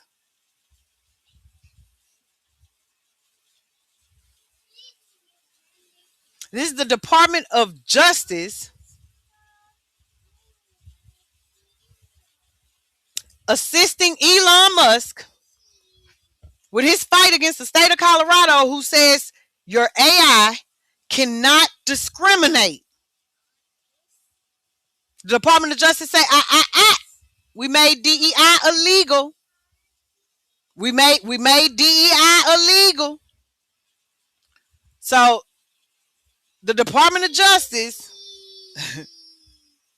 is saying that any laws that requires AI companies to infect their products with woke DEI ideology are illegal.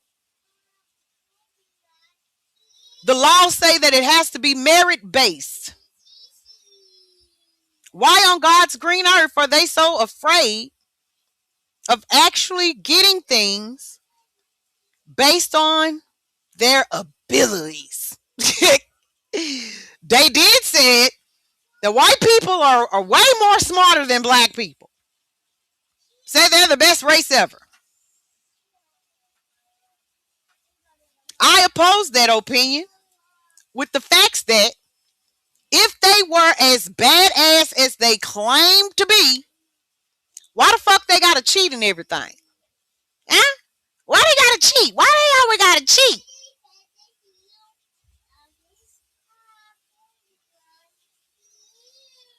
If you really badass, you ain't got to cheat. You just do.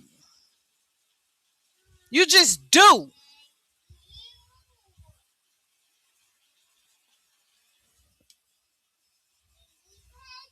They wouldn't need us.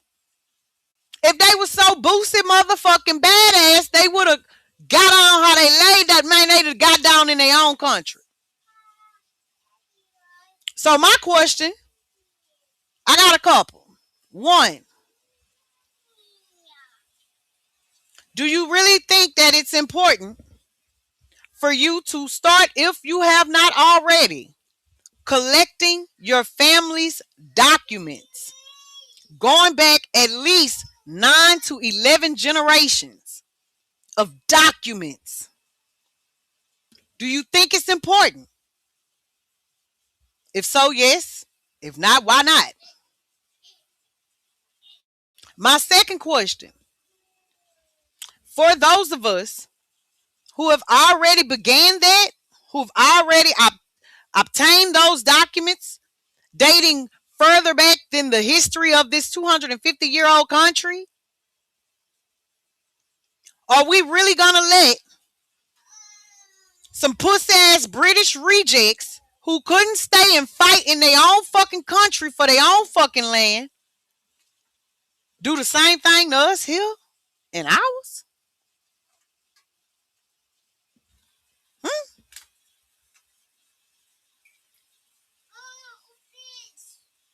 That's how we gonna let them do us like that? Again, these people are only as strong as the strength that we assign them. If this were not so, they wouldn't be so afraid.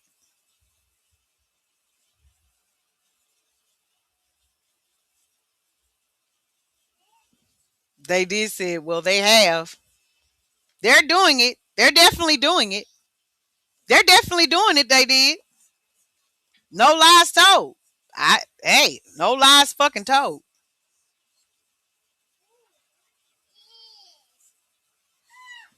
They're doing it.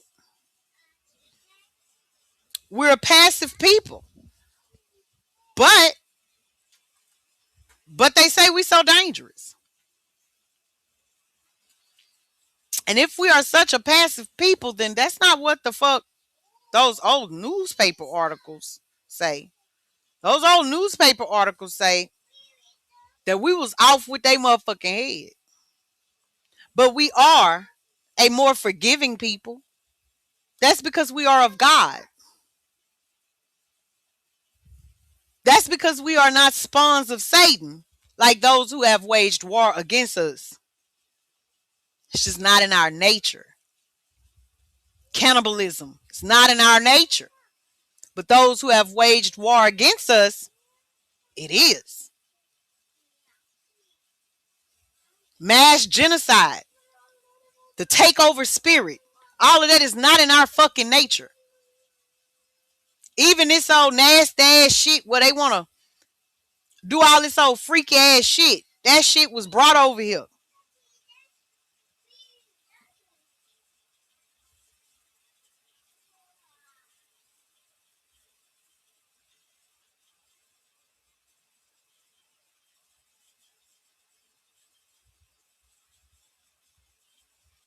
Now, environmental warfare, it usually means the deliberate use of environmental destruction or contamination as a weapon in conflict.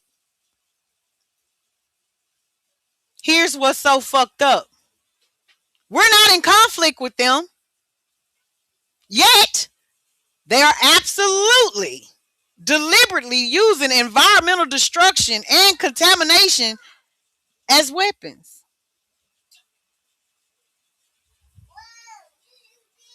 There is strong evidence of harmful industrial impact,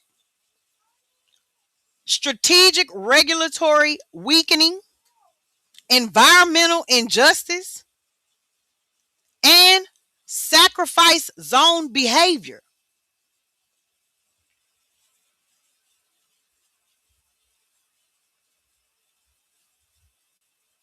When a community is surrounded by industrial pollution, data centers, gas turbines, refinery emissions, water stress, brown drinking water concerns, poor air quality, and weak public notice, all the while watchdog agencies are being weakened and removed,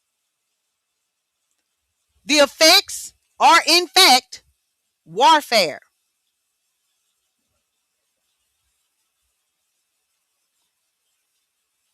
Because the results are contaminated and questionable air, contaminated and questionable water, stress on drinking water systems, higher asthma, cancer, and respiratory concerns, reduced regulatory oversight, communities having to prove harm after the fact,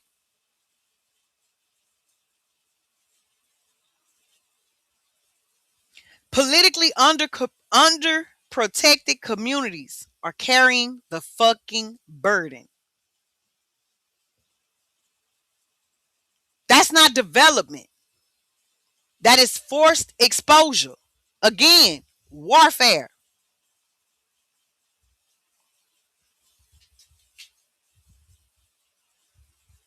Warfare does not always look like soldiers and bullets.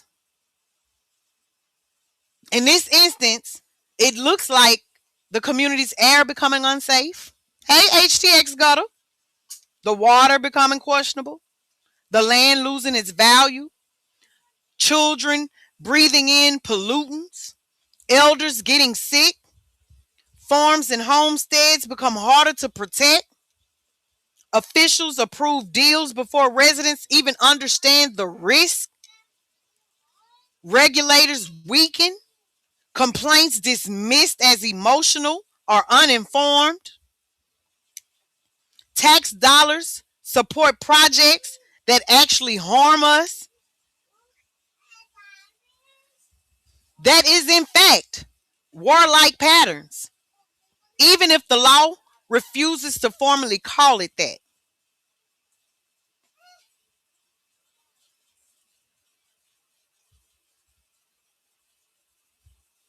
It is chemical warfare because there is proof that chemicals are intentionally being released to poison or incapacitate people. These refinery emissions and gas turbine pollution, that's proof of chemical warfare. Environmental racism, absolutely. Look at what's going on in Memphis right now, a predominantly black community.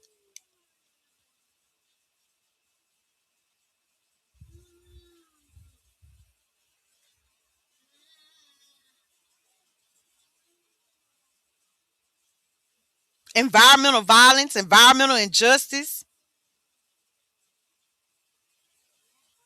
My question is, the fuck we gonna do?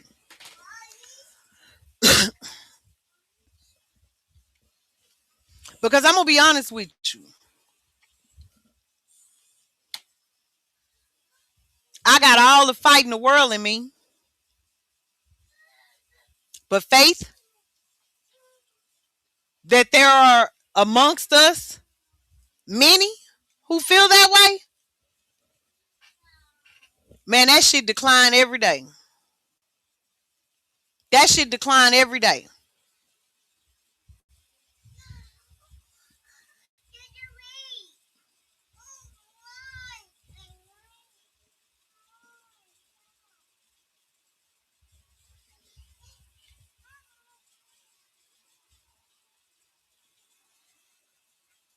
How do we know what good water is?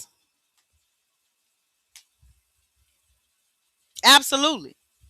But there was a white man in Ohio that was just sentenced to jail and a fine for catching his rainwater on his property. This just happened. It's 2026 in Ohio, if I'm not mistaken. They sentenced him to 30 days in jail. They went in all of his reservoirs where he had caught the melting snow and the rainwater. They went in and got rid of that shit. And I want to say they fined him like $1,000. What are the water rights where you live? Do you know? So we be on a roll with content, right? On the popular things to talk about, the shit that would draw in the numbers. And then all of a sudden, madam just fall the fuck back. It would appear that I just have a problem with being consistent. What it is I ain't perfect and I ain't beyond being fucked up. So maybe initially I get caught up in the wave. But then I snap out of it. I snap out of it. And I realize that it's a bunch of smoke and mirror bullshit. And I disengage. It's not worth it to me. Because I would rather have a row of quarters with their boots on, with their whole armor on, than 100 diz ass pennies.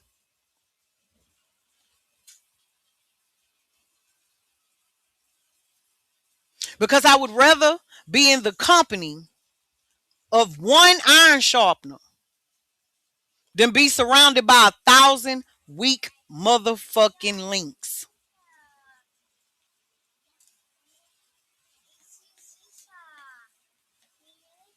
I asked God to pray for me. You know what I'm talking about?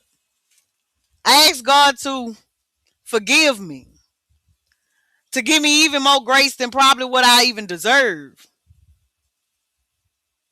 Because in real time, I feel like either you are willing to learn what you don't know that you need to know,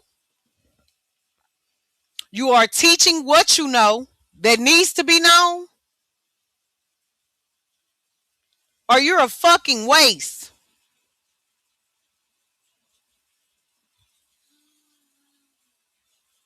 Because right now, we are involved, or we are subjects in a fucking war that everybody pretends not to, pretend it ain't even going on.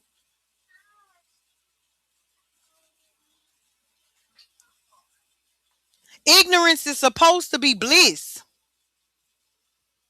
Until your ignorant ass can't breathe because they putting shit around you to fuck up the air. Until your ignorant ass can't cook or bathe or drink the fucking water because they done poisoned it.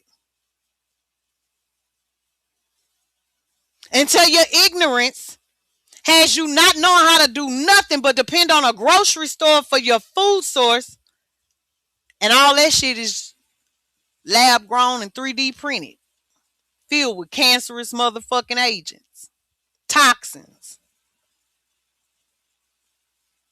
Unfortunately, we are not living in a time that affords us the privilege of being willfully fucking ignorant, blissfully fucking ignorant. If anything, right, we need to be looking at the stock market, because apparently we can't stop them. So do we know which publicly trading stocks are detrimental to the operations of these fucking mass weapons of mass destruction? Huh? Can we get in there?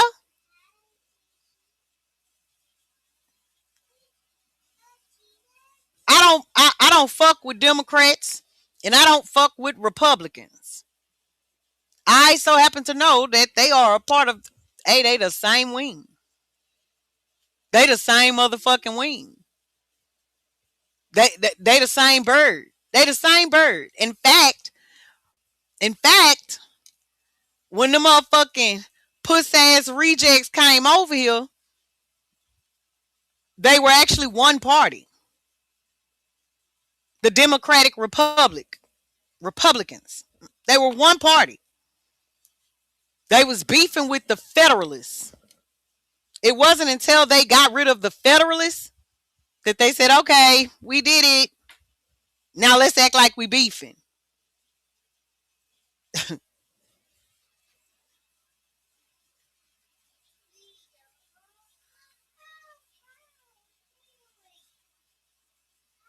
So I don't fuck with it. Hey, little phone. Hey, Nene, little phone. Yeah. So there's that.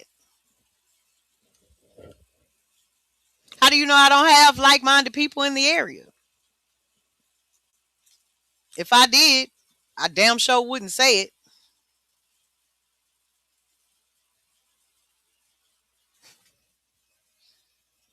I damn sure wouldn't say it.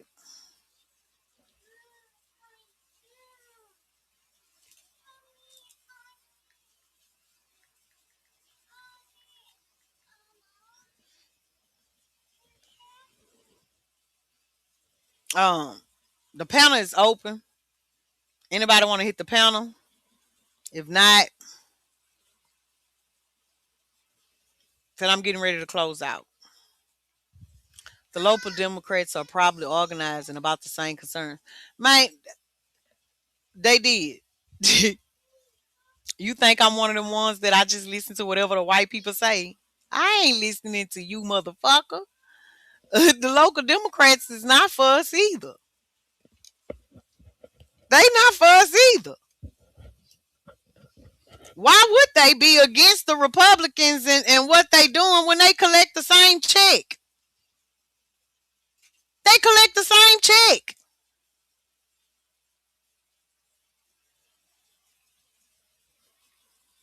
You got to be dumb, blind, and stupid to fucking think that they two different motherfucking entities. They not.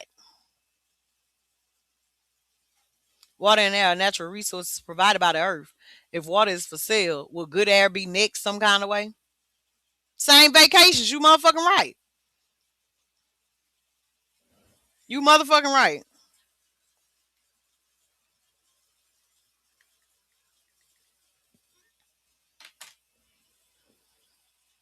If Democrats were really for the people, then why the fuck haven't they pushed to stop all this shit? Why the fuck haven't they pushed for all these secrets about classification to be motherfucking overturned and shown? Why the fuck haven't they pushed for this fucking Constitution to be eradicated and rebuilt if we're not the same America?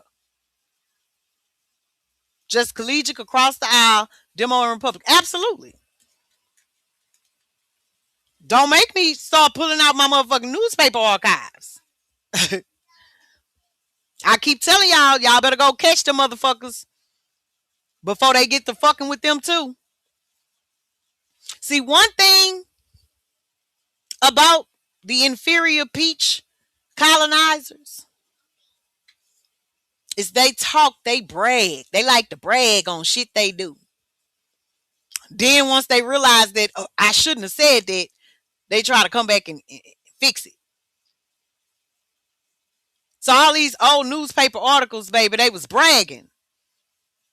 They were bragging. They was telling. They was talking about how them engines was knocking their motherfucking heads off. They was talking about how when they took their ass to North Africa, them Algerians held the motherfuckers for ransom and they had to have fundraisers over here in the new country to get their boys back. They advertised that all these engines was brown skin, dark skin.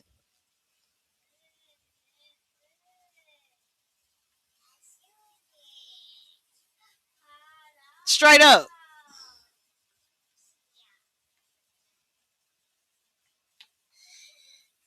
It's bragging, because if it wasn't, then why the fuck did they change history? Why they ain't telling them same truths right now?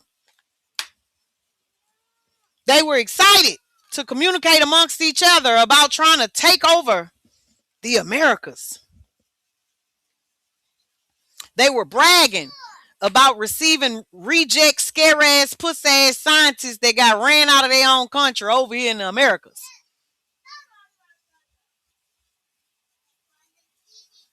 They were bragging about the propaganda of Christianity and how it was an agenda to push that.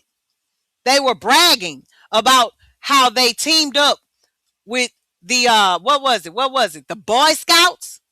Yeah, the Boy Scouts is a government agency. They used the Boy Scouts to try to push citizenship. Don't make me pull up the archives.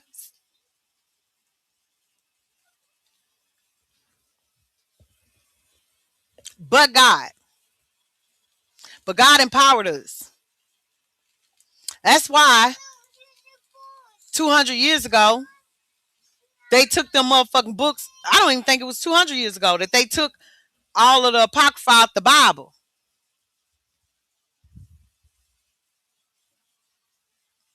They didn't want y'all to know that the God of the Bible called for the murder of these creatures created by Satan and his band of low self-esteem, having ass, fallen ass, jealous ass angels.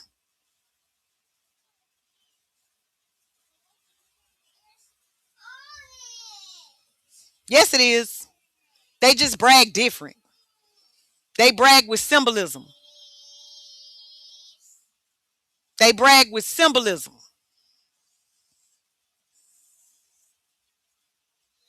But you would have to know to know.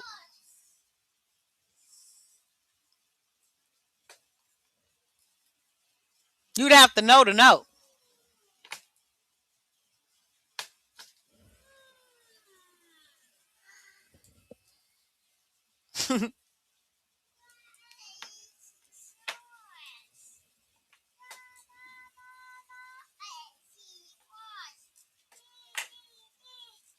I just so happen to know. I don't think that all peach people think the same way. I think that there are lots of you guys who turned against your wicked roots and genetic makeups. And you can find them everywhere, speaking out against their nature and their teachings. They're everywhere. Just like every brown skinned motherfucker ain't me. They don't want to know. They complacent.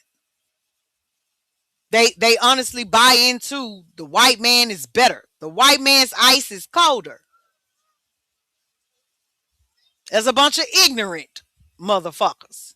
I call them stupid because at this point, we're in the age of information, baby. It ain't even ignorant. It's just plain out stupid.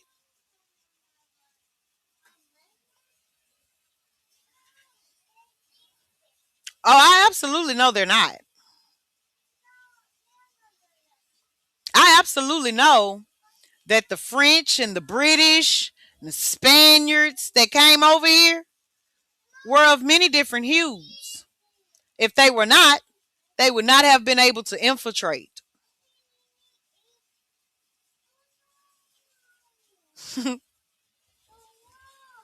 I absolutely know that. That's why I don't claim all brown skinned motherfuckers is us. We wish head ass. No. You're not my people. We ain't equal. I ain't one of you. Now, I don't have a problem with any other culture who speaks facts, who deals in facts. Because at the end of the day, it is a spiritual warfare at its lowest common breakdown. Okay? The most broke down breakdown of it all is spiritual. The just and the unjust. The light and the dark. The good and the evil. The flip side to the coin. The premium pedigree versus the noodle weenie waters. So I'm not anti a specific skin hue or culture. I'm anti the flip side to that coin.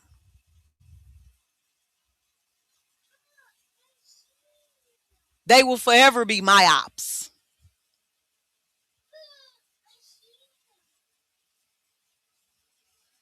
Period.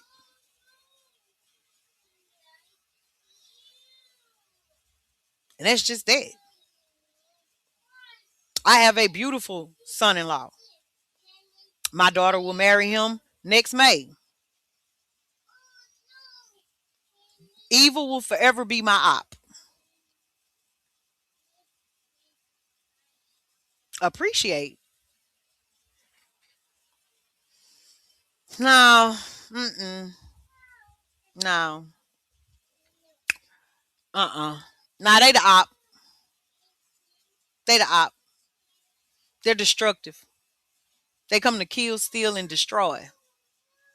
That mean I don't like them. They come to corrupt and disrupt nature. I never like them. Weak ass, sorry ass, scary ass motherfuckers with they low self-esteem having ass. Now they want to make people transhumans because they want to live forever. Scary ass bitches. They put zero amount of fear in my motherfucking heart. None. Because I know who I am, whose I am, and I know the power that I have within myself. No, they don't. People with high self-esteem don't have to go through such great lengths to try to tear other people down. They portray as if they do, but their insecurities are very transparent to anybody who can see. Period. You see me as a confident person, as a confident spirit. I don't have to try to tear innocent people down. I don't have to try to attack people who are not warring with me. I don't have to try to lie, perpetuate, deceive. I just am who I am. That is what high self-esteem looks like. Don't touch it. When you have to go through such dark and evil and weak ass motherfucking methods to try to help your genealogy out, your genes, your natural makeup, when you have to go through such great lengths to destroy the creations of the divine, you weak, you beat, and I don't like you. Now with that, since ain't nobody want to hit the link, we're going to close. Okay? We're going to close. It's been 4 hours. Good night, y'all.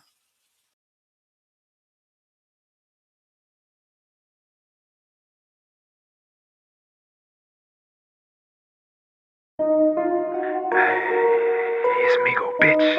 KO. Hey, 15 prisons. Know enough flesh to the. I know enough flesh to gon' start. They gon' know enough flesh to it gon' get me. That's why I ain't doing no flesh. That's why I ain't doing no talking. Run up, I put in your breath. Run down on the beat and I kill it. Shoot it. Spark up a blank who had booted. Hit that bitch twice, now she zooted. She in the horn and wanna fuck ass booty. Smack on that nut on that get that ass booty. What the do? They gon' know enough flesh to it gon' get me. That's why I ain't doing no flesh. That's why I ain't doing no talking. Run up, I put in your breath. Run down on the beat and I kill it. Shoot it. Spark up a blank who had booted. Hit that bitch twice, now she zooted. She in the horn and wanna fuck ass booty. Smack on that nut on that get that ass booty. What to do with the feds? It nigga keep moving. In the out territory with a Drake out grooving. This bitch flashing bad screaming out who won't do it. And this bitch serving Zan football got Stewart. Green, yellow, white, and blue CDS. 1, 3, and 2 for your glizzy. CO, Zoop, and Coop. Fucking bad on the 8, now the hood, this a Jew. Try to spin in that car, we gon' hit up your coupe. Try to fight, knock your life, we gon' stop by just 2. Wipe his nose in the coat, but he ain't having flu. Shoot this bitch till it explode, all that click, then I'm through. Fuck a nigga beat, I slide to the toe. Fuck a nigga bitch, slide dick in the throat. Got the pep in my lap while I chop, I'm the goat. In the summer, white hood, there's a stick in my coat. Keep a gun in my city, 8 through 80, they told. If he play, then he late, make a lit nigga float like I'm it.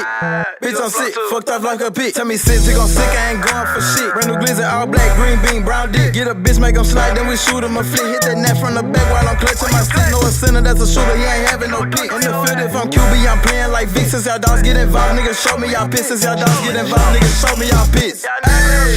Bitch, get involved, niggas, show me y'all bitch. In this bitch and I'm talking my shit. They say I'm crazy, she say that I'm sick. Cause that nigga, cause I love when that nigga got shot in this shit. Fuck em, hey. Run down on the bitch and I kill it. Run down on the bitch and I kill it. Spark up a blunt in this nigga wet booty. She wanna fuck her ass like two. Come on, bend that ass over there. This bitch with my gang, and this bitch cut my 40, and this bitch with my gang. Phoenix doing his thing. I'm loaded as a bitch right now. I'm gonna laugh with him. Yeah, QBT shit, nigga, free my Q. B. Free my gangsta.